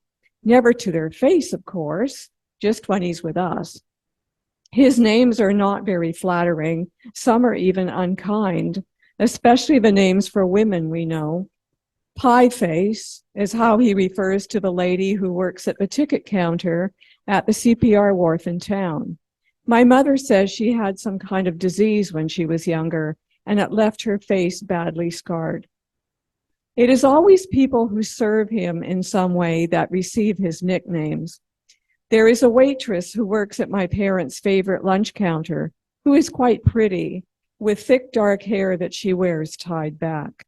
She is just a regular-sized lady, except for her large, round behind, which moves like jello when she walks. Where shall we have lunch? My mother asks if we're in town together. Oh, let's go see Annie Fanny, he'll say, and my teenage brother grins and blushes. The bank is where we see Skin and Bones, who often waits on us and is friendly whenever we go to her wicket. Her real name is Miss Sheridan. She is thin like my mother, but younger and much taller. If there is a question about our bank account, or if my parents need to know something, my father always tells my mother, make sure you talk to Skin and Bones. She'll know what's best. Big Bertha works there too. She gets her name not because of her size, but because she is the boss and wants everyone to know it. She wears a suit and walks around with a key strapped to her wrist, peering over the shoulders of the tellers, pointing at things or giving orders as she clicks by on her high heels. I don't like how she throws her weight around, says my father. I've worked with people like her, and they're a pain in the neck. I wonder if my father's staff used to have a nickname for him. I try to imagine what it might have been. Grumpy, the Pain, Sourpuss, or something worse, like Bully Boy or Scrooge. Bug Eyes works in Rexall Drugs. She has a big nose and bulging blue eyes. Teenage boys enjoy going up to her to ask about condoms. Apparently, they are disappointed when she answers their questions knowledgeably and praises them for using birth control. I know what condoms are. Rowena Harrison stole one from her big brother and kept it in her purse. All of us girls gathered around, and she explained how it worked. I could feel my face get very hot, and I noticed some of the other girls were blushing too. I was glad I knew about it, but I thought it was disgusting. Everybody knows about Sparky Adams. He works on Barton's farm, but he used to operate a yarding machine for a big logging company until one afternoon lightning struck the machine and blew him 40 feet across the landing. Some people claim there were sparks coming out of the ends of his fingers and his boots were blown clean off. Whenever I see him, I always look at his hands to see if there are any signs of sparks or soot, or if his nails have turned black. He is a kind man with twinkly blue eyes and a big smile. He plays the fiddle at dances in the community hall and has an English sheepdog called Brian, who I love to pet. Sam uses nicknames too. Donna Eastman works at the Santa Rosa Bay Marina. Sam refers to her as "Do you wanna Donna?" and threatens me with severe pain and suffering if I ever repeat it. I'm not exactly sure what it means, but I know it's about sex. I watch her and Sam talk over a coffee, and I drink my ginger ale in silence. Do you wanna Donna has blue eyes, dark wavy hair, and dimples when she smiles. She leans close to Sam, looks up at him, and asks what it would take to get a ride in his car. He looks back and says he is sure they can work something out. I don't know what these girls see in my brother. He leaves his dirty socks lying around and he hardly ever takes a bath. They talk for a couple more minutes and then she has to go back to work. Audrey, who works in the cosmetic section of Woolworths, has a huge bouffant hairdo that makes her head look enormous. She wears lots of makeup, especially on her eyes and lips, at least 6 bracelets on each wrist and 3 or 4 necklaces at one time. Large earrings dangle almost to her shoulders and catch the light every time she moves her head.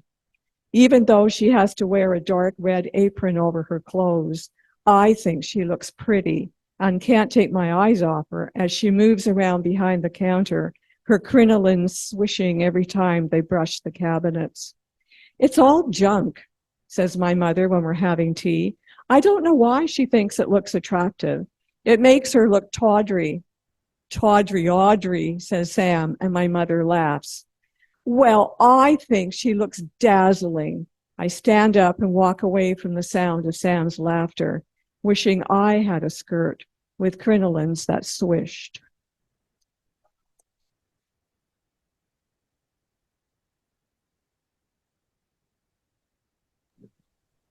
Awesome. Thank you so much, Vicky. Such memorable characters, and yeah, there was my father used to do that too, give people names like that. I wonder if that's just a Canadian thing or what it is or where that comes from. But anyway, fascinating. All right, our next reader is in-house there at Char's Landing as well. So Rochelle Mecca is gonna share, I'm guessing, some poetry with us tonight, and Rochelle is gonna be one of our featured readers in the months to come. So we're looking forward to that. She's got a few poetry books out. And yeah, you're going to have to raise that mic up for Rochelle. Yes, there she is.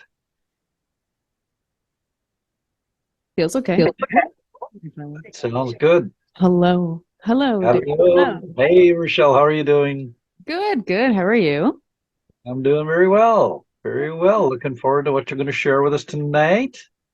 Some more poetry. Some more poetry, yes. I'm reading out of my second book, Reverse Cycle Repeat. That's the one I got on my shelf. I show in the video. That's the cover. Nope, that way. Beautiful. It's me shooting a gun in a shooting range. Yeah. All right. I'm going to start here. This one's called Full Wolf Moon. Tucked behind the clouds, I know you're there. I harness your energy, make both of us strong. That's it. A lot of little shorter ones, you know. Next one, Strange Thoughts. What is a thought? A thought interrupted, a voidal plane of mystery. I have had many thoughts disturbed, many disturbing thoughts indeed. Disturbed by a lost thought, lost in thought about a thought lost. Lost without thoughts, a disturbing place to be, without a thought of what was lost. But soon the thoughts are lost about being without thoughts that were in fact once lost. Learn that thoughts are all illusions of being. To be without thought is what?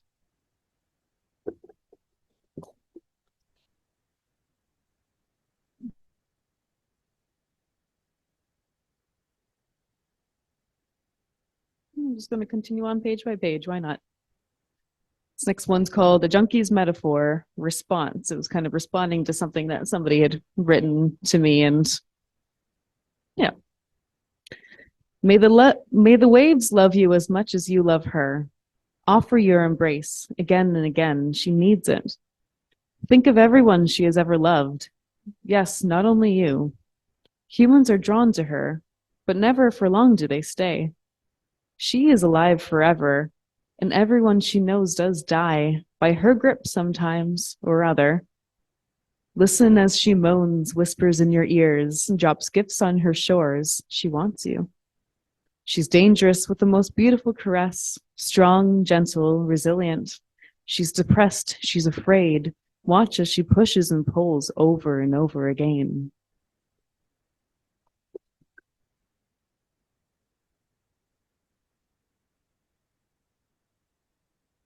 Oh, and here we enter the gun poetry. This one's called That Gun. See that gun in my hand? A gun I once shot. A gun I can't shoot. A gun I will shoot again. Collect bullet shells scattered in the woods. No, I will shoot again. Who says I can't shoot? I shoot better than you. Do you know what a woman goes through? Return to me with a sign of glee. Guns not as bad as they seem to be. Forget the gun. I already have one. Shoot from out my eyes. A simple glare, wrong-toned laughter. Shots will hit when aimed. What is a gun but a tool insinuating violence? I cross my arms to violence, though I don't forget. History of humans across millennia. Hands up, don't shoot. This generation echoes as bullets blast into the sky. I am made to kill. I am made to produce art. Art that rips into the soul.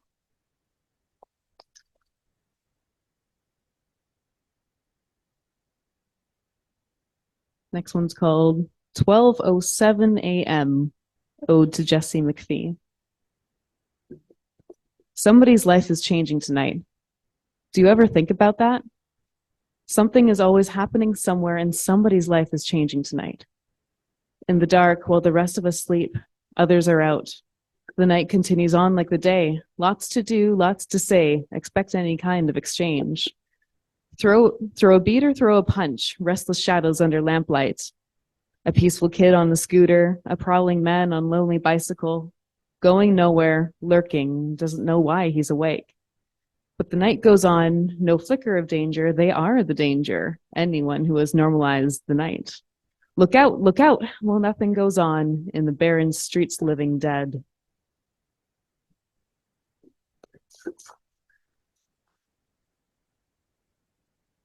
And I'll finish this off with a nice little tea poem.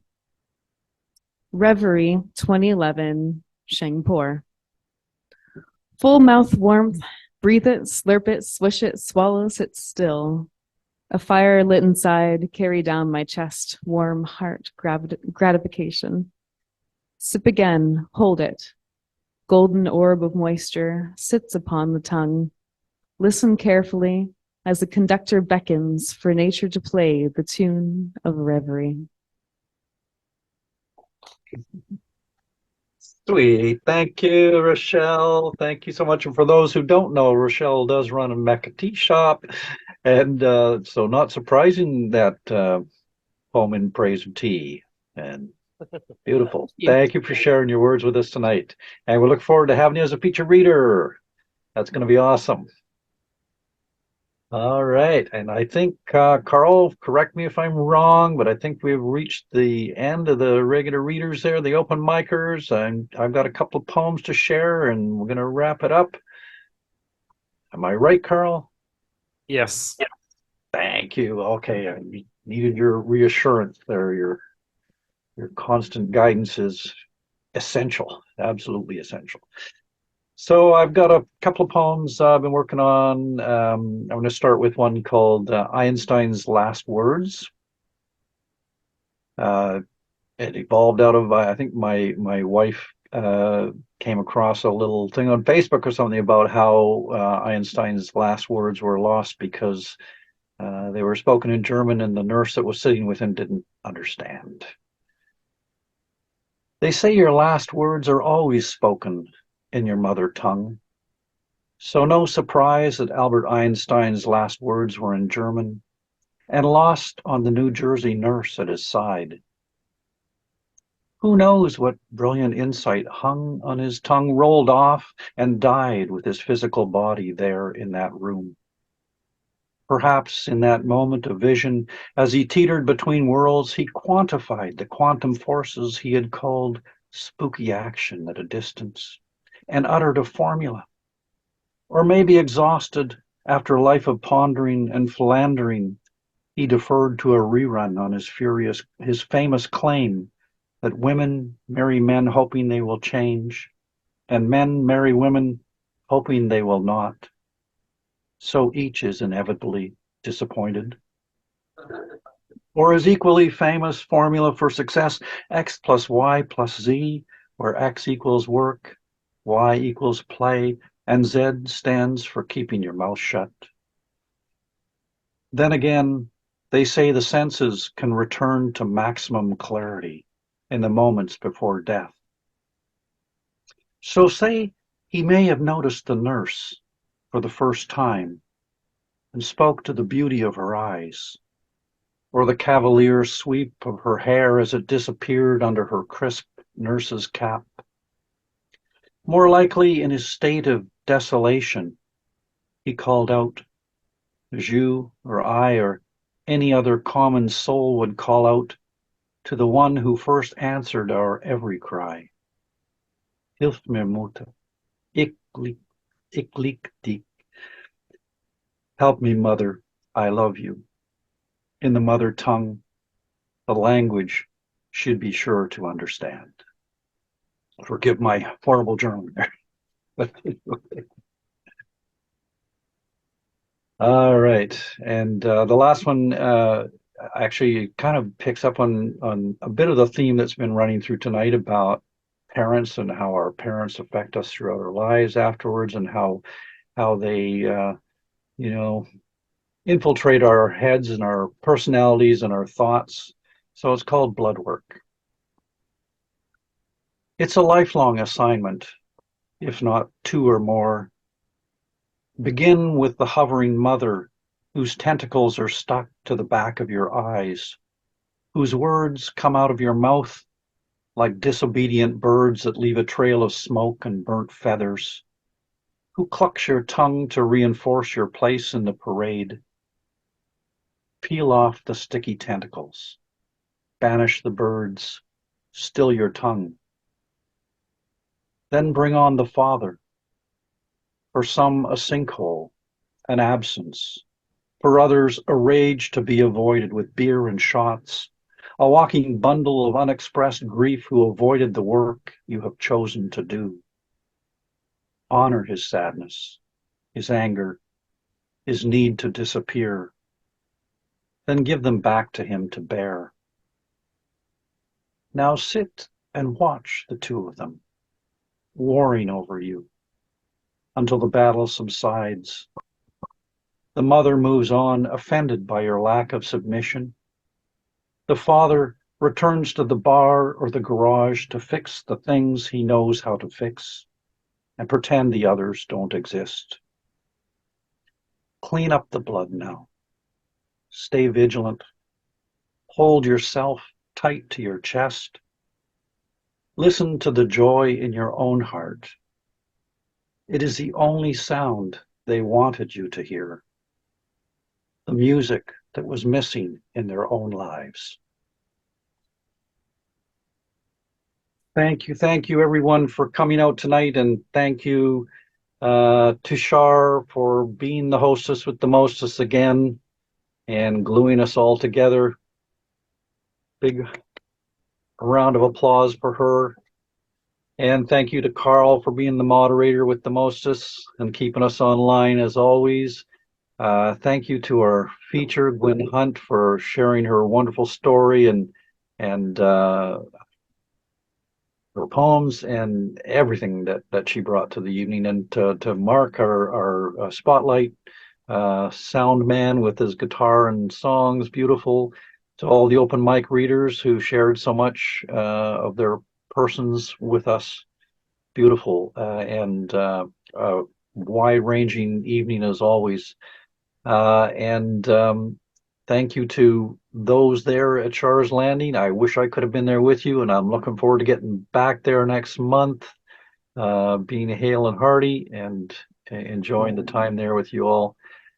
And in the meantime, until then, everybody please keep writing, keep creating, keep the juices flowing, and we'll look forward to hearing more of your work next month.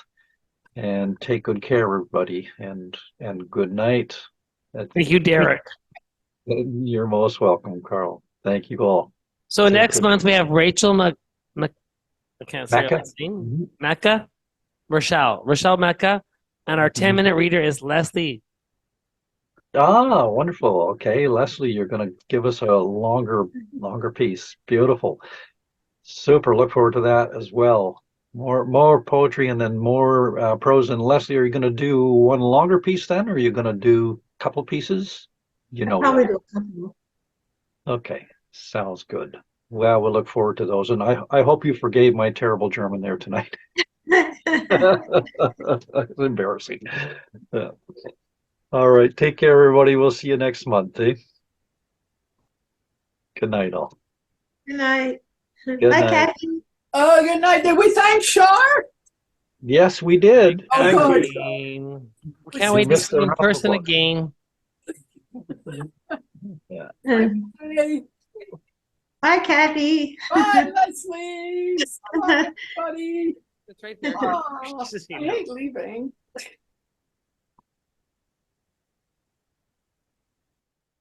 There you go. Alrighty. Alrighty. Good nighty. Yeah. Yeah. So if